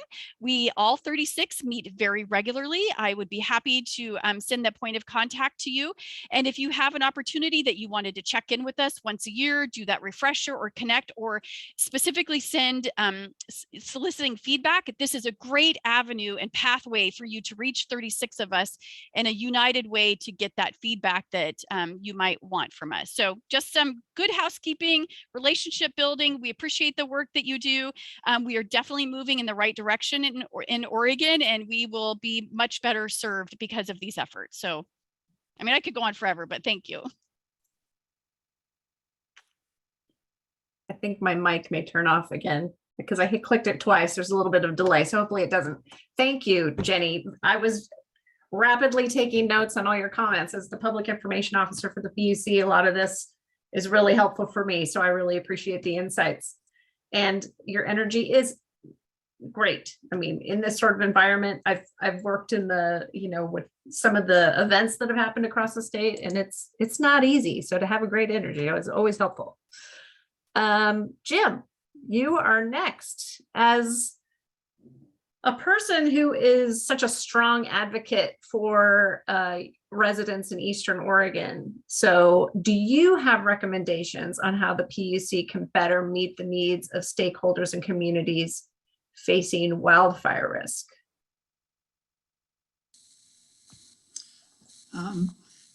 Yes, I do. Thanks for asking. Well, yes, having participated in the wildfire dockets and going through looking at Idaho Power, since that's the utility in the area in Eastern Oregon, is some of the things that I saw in going through. There's a lot of good, I must say first. There's more good than there's bad. And I think sometimes we focus on the nitpicky ends that aren't tied up nicely, which kind of conveys more of the negative message rather than the positive big picture. So I want to say that first, because I'm picky. And you try to tie up all the loose ends. But one of the things with Idaho Power was a thing that frustrated me was a verification of the things that they had said. Because as they went through their process, they identified no high-risk fire zones in Eastern Oregon for the B2H transmission line. Whereas I live in a WUI that has been in Union County on their high-risk group since 1972, again in 26, and the state has it as a high-risk area. Baker County has other areas. And the company identified none of those. And as one started to get into the details of how did you calculate that fire risk? Because you have a plan, you have a formula, but under the hood was a black box. The data that allowed them to derive that conclusion was not public, was not transparent. And that was very frustrating. And I was in a dialogue with the company, asked the first set of questions, and then there were follow-up questions, and then they refused to answer my questions anymore. So that's kind of one of the things for the PUC is I would have liked more of a nudge or help to say, company, you need to answer these questions. And I was really kind of satisfied with the staff recommendation because it was not to approve their wildfire plan for other assorted reasons, not just that one. But the commission overrode the staff and acknowledged it with conditions. So that kind of frustrated me a little bit to see here we have a chance to really kind of drill down, but I felt like they were given a pass. The other thing with a company like Idaho Power, which is hard, I will acknowledge it, the bulk of their customers are in Idaho. They have less than 20,000 customers in Oregon. They have Malheur County, half of Baker County. I'm not even one of their customers, but they have a major transmission line coming through. So that makes me a concerned public. And I'm trying to look at my areas. Because we started out with my WUI, we finally got ourselves in the Rural Fire Protection District 3 years ago. Finally, with the emergency manager, I've had multiple conversations with them because we have one evacuation route out. That's it, none. Otherwise, we got to find out where we going, where we going to get a chopper, and how are we going to get out of here. And so the emergency manager gratefully reached out to Oregon Department of Forestry, and now we're working with them to clean the underbrush and create up defensive spaces around the homes in the WUI. So actually, the whole tumble down thing turned out to be a positive because we're all talking to each other now. And I must say, I'm very happy to see Tucker here because I haven't talked to him yet as a member of OTEC. I talk to the OTEC guys when they come up and do our trees. But one of the things is with the PUC, I was able to comment on Idaho Power's plan. I didn't even know OTEC was developing one. I know the rules say they should. There was no public notice. I don't know whether it's done, whether it's in the process. And getting back to something that Jenny said earlier, which I think is good, is the public perception. Because I'm talking about my public perception about Tucker, maybe with OTEC not doing a plan. I bet you they have, but where is the public outreach from OTEC to involve people? And it's a two-way street. And yes, everybody is inundated with what's important, trying to decide how to survive, pay the bills, feed the kids, that this stuff goes over most people's heads. But, there needs to be a more conscientious effort to reach out to the public and coordinate. And that would be the big thing. And I know working with Candy a bit, that all the agencies try to do their best. But when you have this massive amount of information, it's very hard to filter through what's important. So that would be kind of my first rounds of thoughts on that particular question.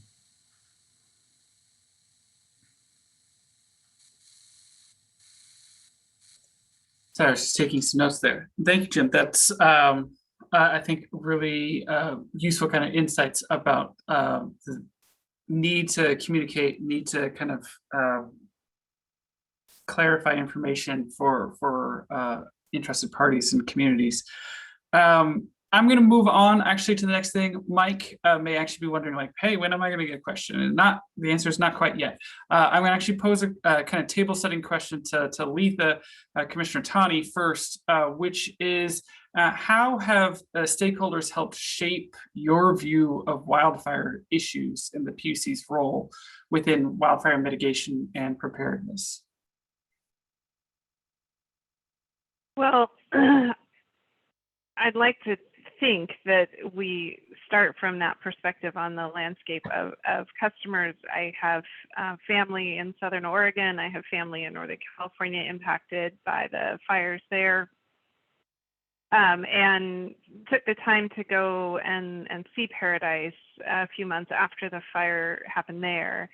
And, you know, I think at the heart of it, right, how we keep our neighbors and our communities safe really fundamentally underpins the work that we do. And I know Lori's group takes it that seriously. My colleagues take it that seriously. But on a finer grain point, and to Jim's point, it became abundantly clear very quickly that folks who don't think about the electricity infrastructure in their backyards or down their main streets, because it's just always there and for the vast majority of the time works wonderfully, suddenly needed to be much more deeply engaged, and that we needed to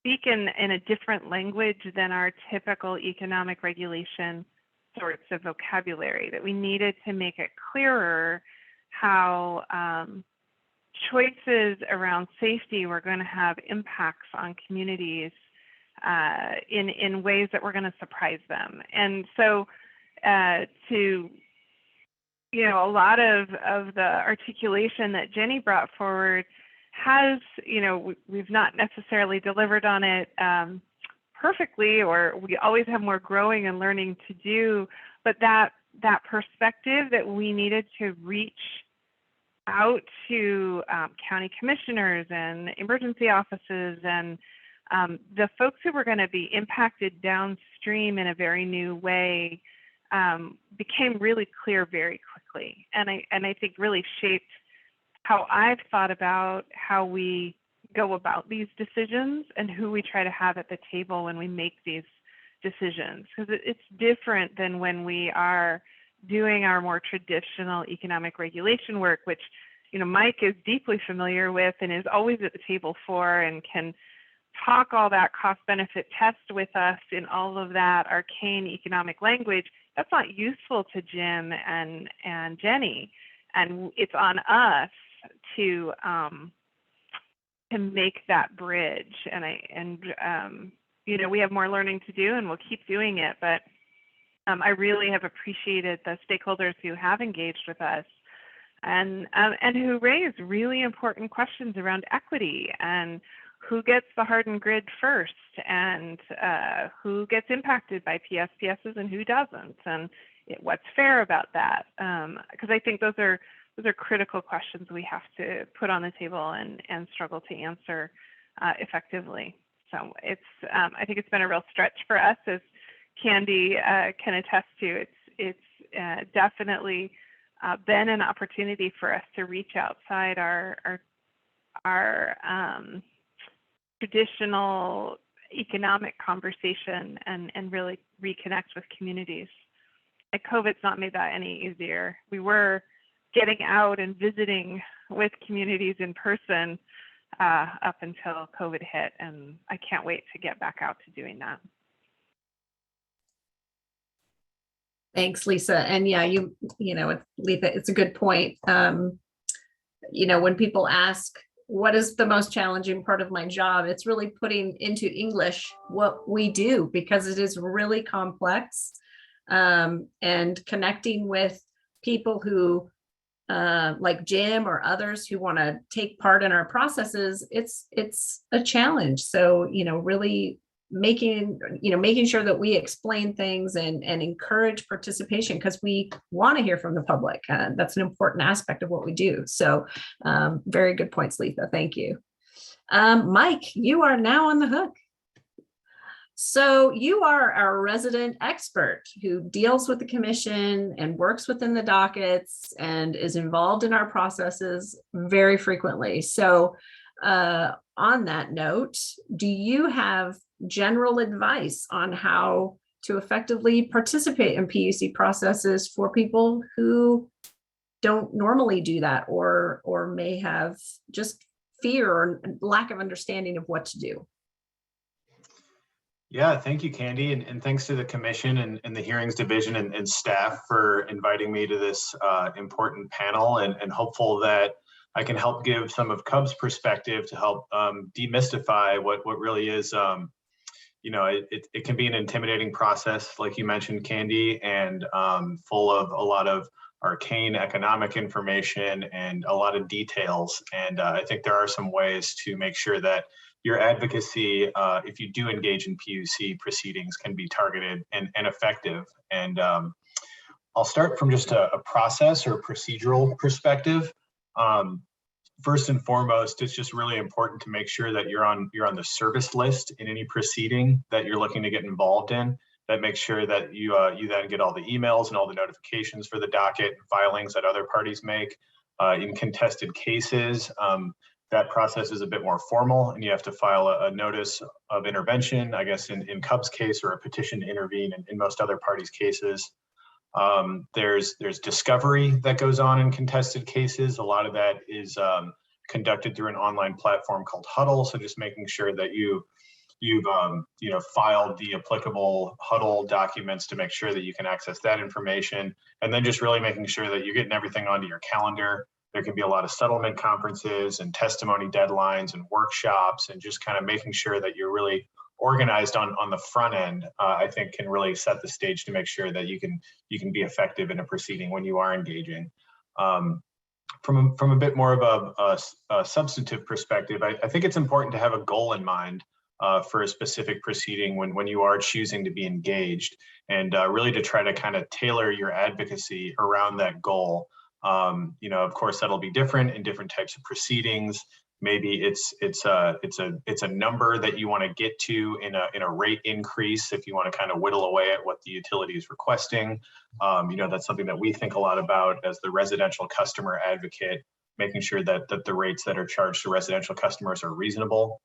Once you're in the proceeding and kind of trying to further that goal, I think it's just really important to make sure that you're diving in and reading all the testimony and the comments that other parties submit, and really trying to find kind of narrow opportunities to highlight, to really add to the record.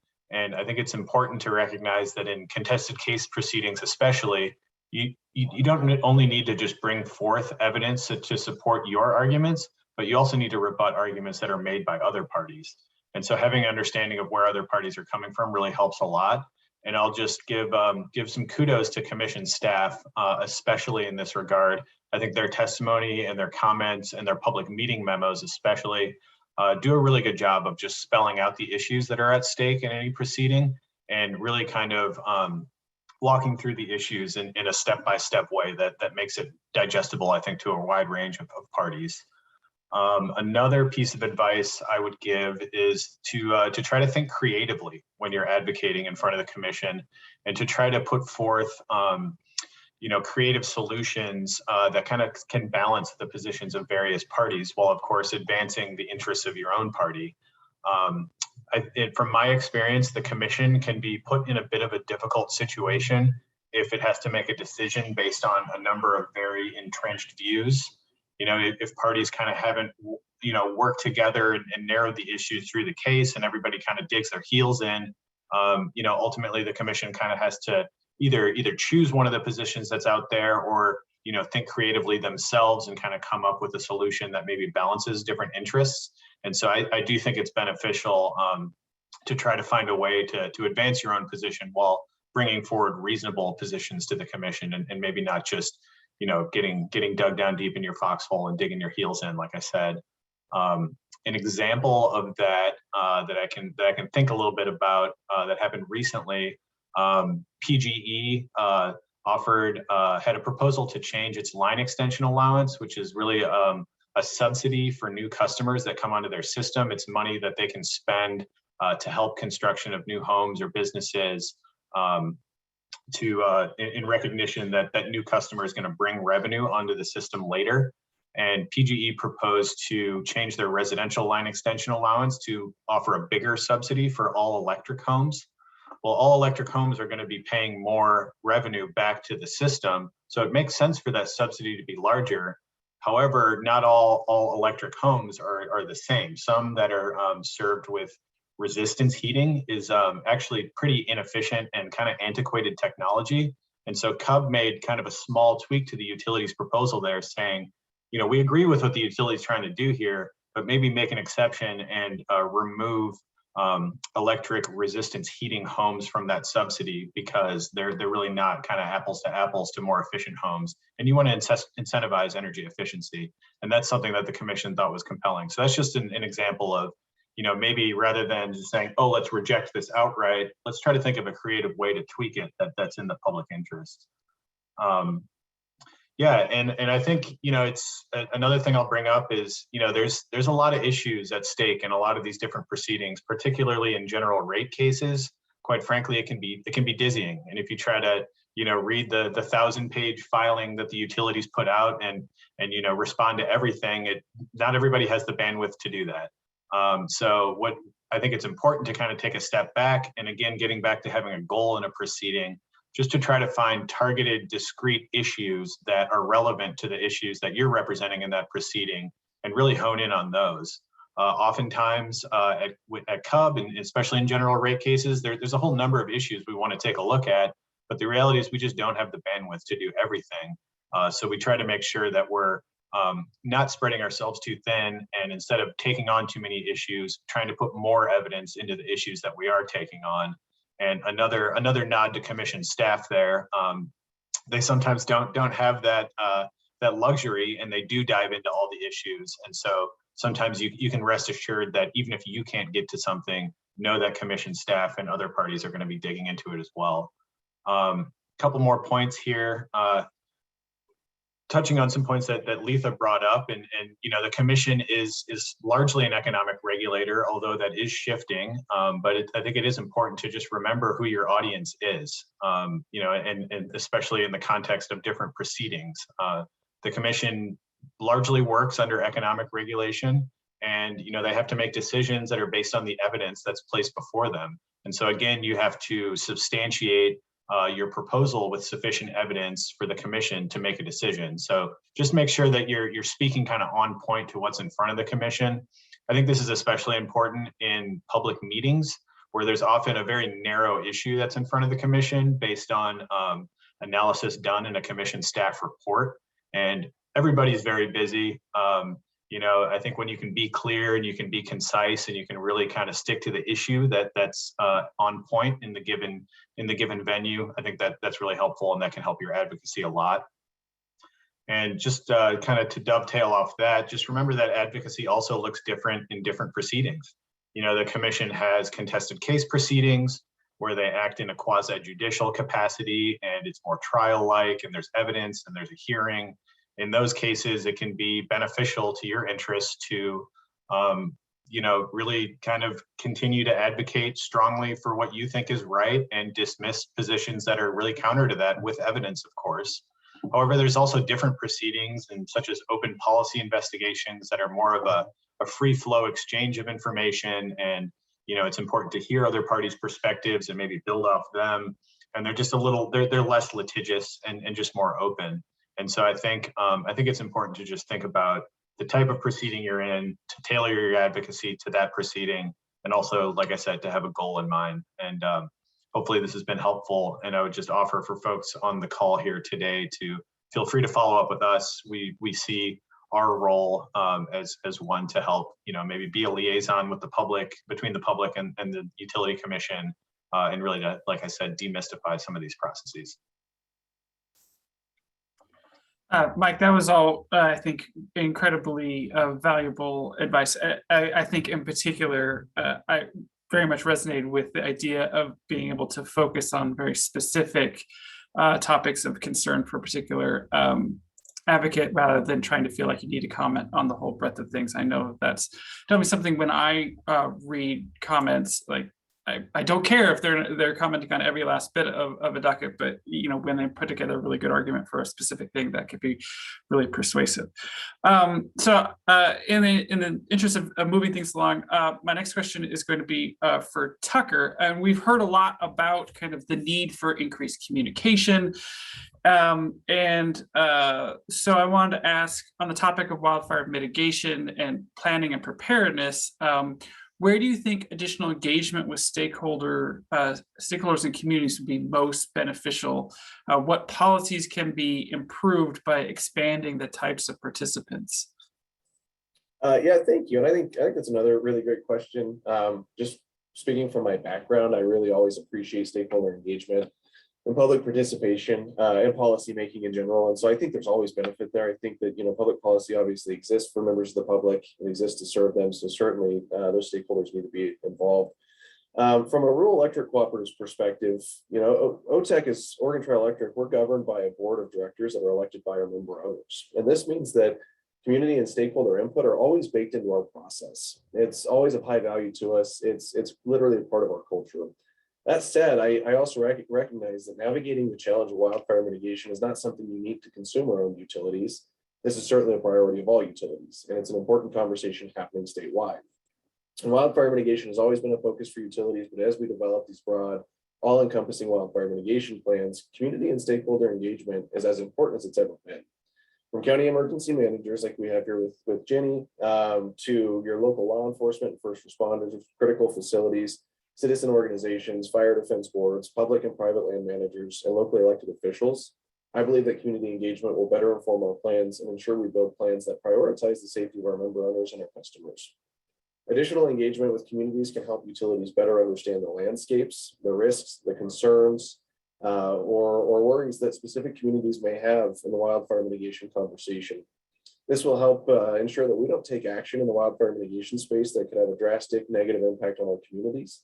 And simply put, I don't think we can expect to be fully informed on our wildfire mitigation plans without local engagement in the communities that we serve and incorporating that local knowledge, the know-how that a lot of those community members and stakeholders can provide us.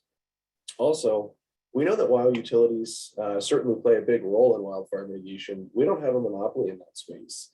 And I fought fire through college, and I can tell you from experience that effective wildfire mitigation takes all of us, every Oregonian. And that's something I think that Jenny had mentioned and that other stakeholders here have mentioned is the general role of the public in wildfire mitigation and making sure that we all understand what the risks are. It's important that every Oregonian understands both the how and the why. How they as an individual can help lower the risk of new wildfires and why it is important that they do so. This is an evolving situation in Oregon as the conversation about how to mitigate, how to mitigate these risks. It is really important that every Oregonian understands how they fit in and why they need to do their part.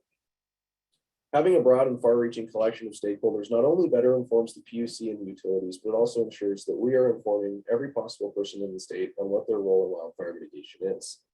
So I obviously have a lot of passion for that. And I think it's important. And I think it starts in conversations like these with this group, bringing in public stakeholders, letting them know that they not only have a seat at the table, but their input is warranted and welcome. Ultimately, especially from a utility perspective, we're doing this to put the safety of our members first. And so we certainly need to make sure that we do that in a way that does actually create a safer environment for them. We don't want to inadvertently make a decision or take an action that doesn't accomplish that goal. I think, when you ask about what types of stakeholders, I think I've covered some of them. I think your public and private land managers obviously play a role in that. I think county emergency managers do. I think your law enforcement does. Those groups are only going to make us better at the job that we're trying to do here, and they absolutely need to be a part of the conversation.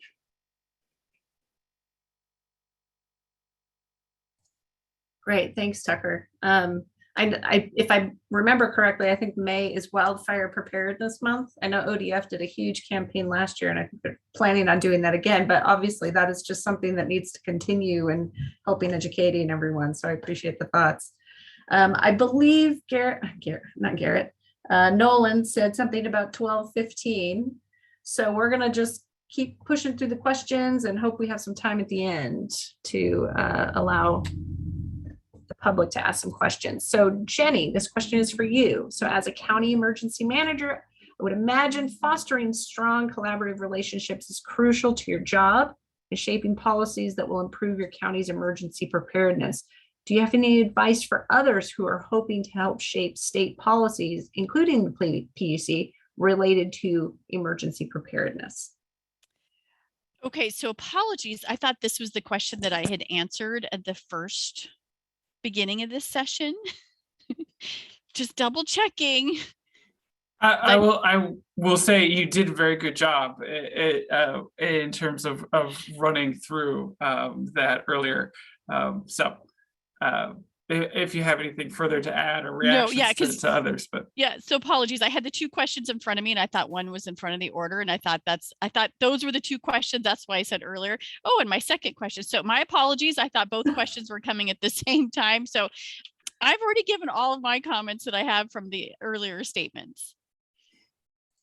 Well, then you're right. As I was reading it, I thought, I think she may have covered this, but you never know. Okay, we'll move on to Jim. How do you approach influencing the policies of a regulatory body like the PUC as an advocate, as a customer, as a community member? Well, I think this gets up there into the field of rocket science, because there's no real formula for it. Each case is unique, but there are some general organizing tools. Here I'm going to date myself, coming out from the 1970s and the Northeast Organizing Academy. That's kind of where I cut my teeth on community organizing. And those principles still hold true today. Basically, a lot of it is finding people with similar concerns. Water tends to seek its own level. And if you get out there amongst concerned people, you'll find similar concerning threads. So basically, if we were to look like an issue like the PUC, you would identify what are the issues. And I'll use a case study on our Stop B2H group. All of a sudden, we have 5 Eastern Oregon counties, and we're hearing a lot of people that are complaining about different aspects of what a transmission line might do to their livelihoods, the scenic views, recreational opportunities, etc. So as you start to hear the grumblings, you start to see categories beginning to form. And then you look at those categories and you go, what groups represent these interests? The Farm Bureau, the Cattlemen's Association, the Realtor Associations, the city councils, the county commissioners. So you kind of take a look, and then what other nonprofit groups, like for us, the Hells Canyon Preservation Council has interests in what a transmission line will do to some of the areas they're trying to protect. The Oregon Trail Association, with a power line that's going to cross the Oregon Trail in 8 points and is going to destroy some of that cultural heritage. They're concerned and interested. The fisher people, because the line will cross streams that have just had fish ladders put in. So there's a concern there. So you go and basically you go to their sessions, you go to the realtor lunch with your slideshow, your 5-minute speech, and you tell them what this potential object, be it whatever it might be, might impact them negatively or adversely. And you ask them to sign on to your coalition. And you ask them for money.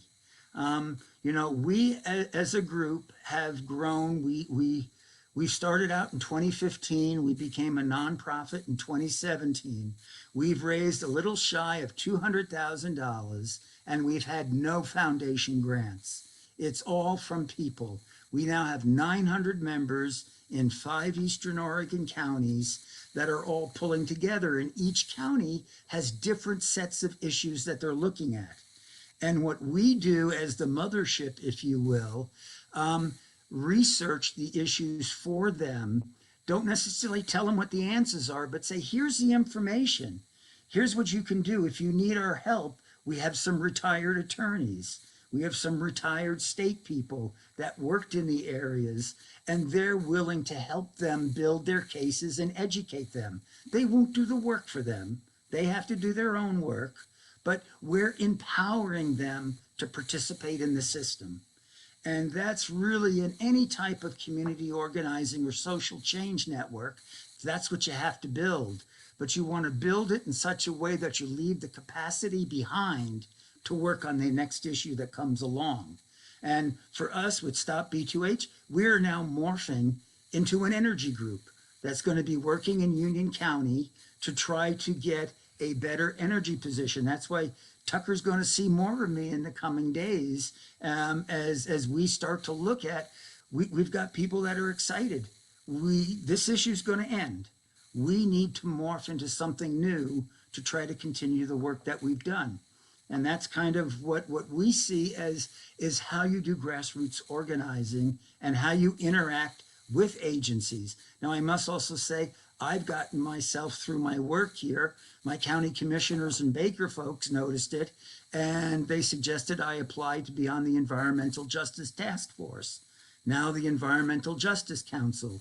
So now I'm representing Eastern Oregon on that group to bring issues to the governor that if we feel, and the state agencies like the OPUC work with us on a basis, the Oregon Department of Energy, the State Fire Marshal. So we now, or I now, have built my network to where I know people in these agencies that I can kind of pick up a phone and maybe cut through some of the red tape that a regular person might have to connect them to the right decision makers. So that's one of the advantages of getting involved. But let me tell you, there's a lot of 3 a.m.s where you're reading the stuff and writing stuff so you can meet a comment deadline. I don't enjoy those. I thought I graduated college some 40 years ago and I don't have to do all-nighters anymore. But let me tell you, if you get into this business, you're doing all-nighters.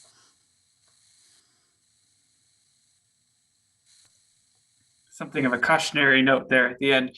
But I do want to commend the Stop B2H on, I think, being a tremendously effective advocate for your interests. I'm not a commissioner. I can't say whether past or future success will transpire, but I will say that you guys are a very effective advocate in the dockets that you participate in.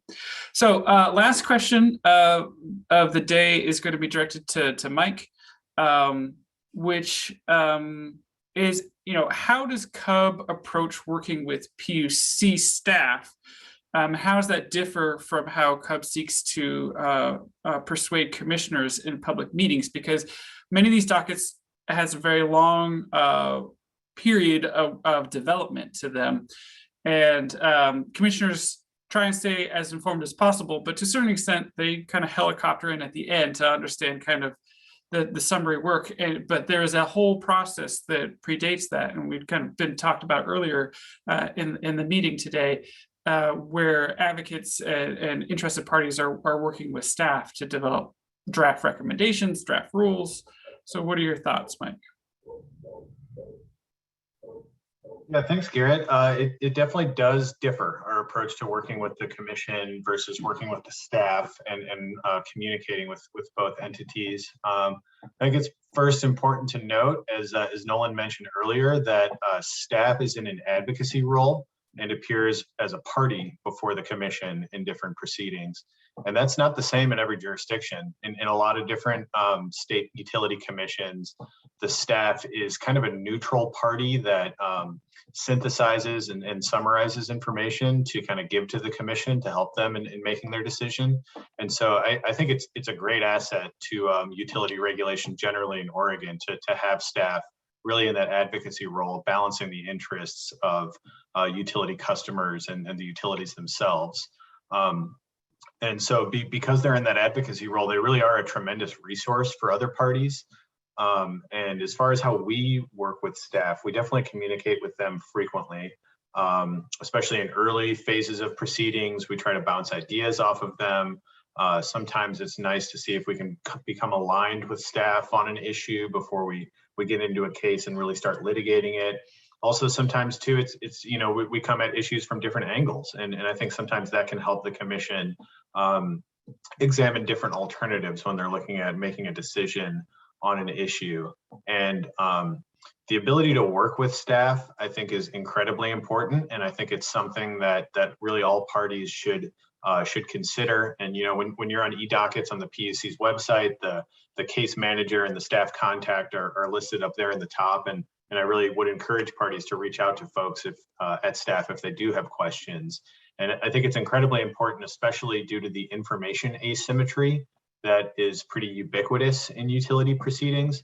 The utilities really do hold so much of the information, and it's kind of up to parties to issue discovery requests to kind of get information throughout the case. But when we're all working together, that becomes a lot easier than kind of as individual parties.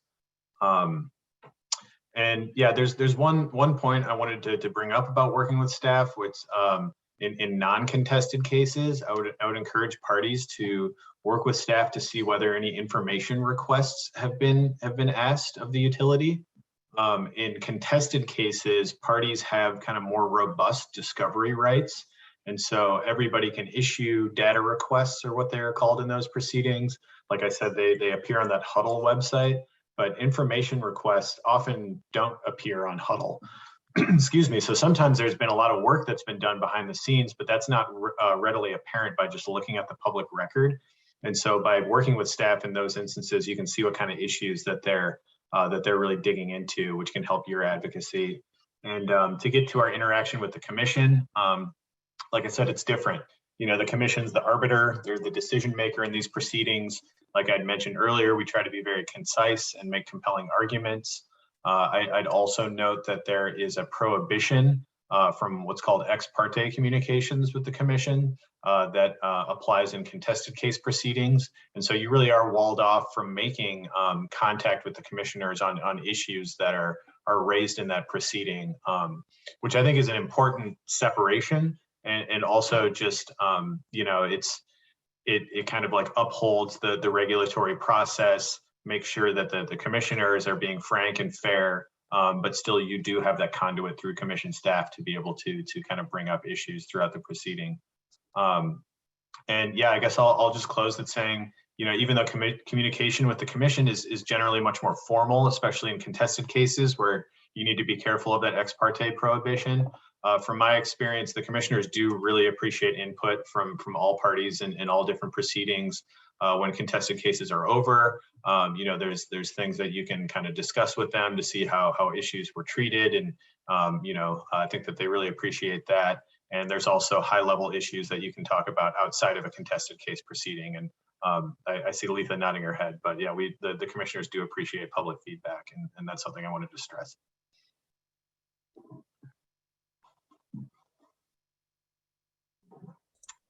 All right. Well, it's 12:15, but I do want to give an opportunity for anyone to provide any conclusionary thoughts they have that they'd like people to take home today.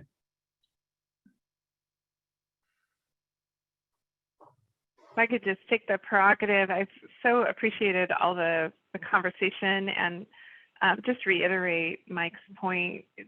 If there's ever any doubt about whether you can contact a commissioner, you can contact Nolan's office and he can help you navigate that process. But all three of us are always interested in understanding what our fellow Oregonians are thinking about these issues. And so it's just a matter of finding the right venue, the right timing, the right way to bring it to us. But I think in some ways, this job is really challenging because it is so structured. And so where we might prefer to have lots of just conversations, That structure provides important balances and protections, but that doesn't mean we don't really hunger for that input and that discussion. So glad to see so many folks on the call and wanting to participate in our processes.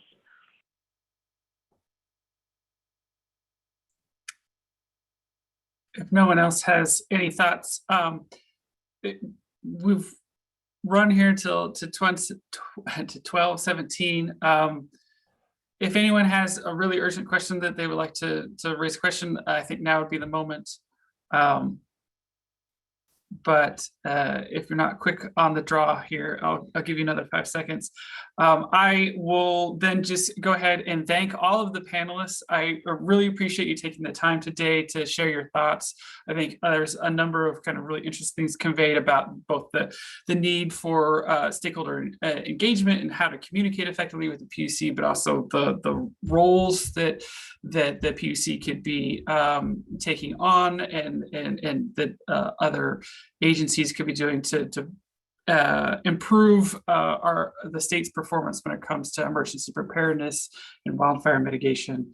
So again, I would thank you all for sharing your thoughts and taking the time to think about ahead of time what you would like to share with the participants here today. With that, I'll turn it back over to Nolan if he wants to make some final remarks.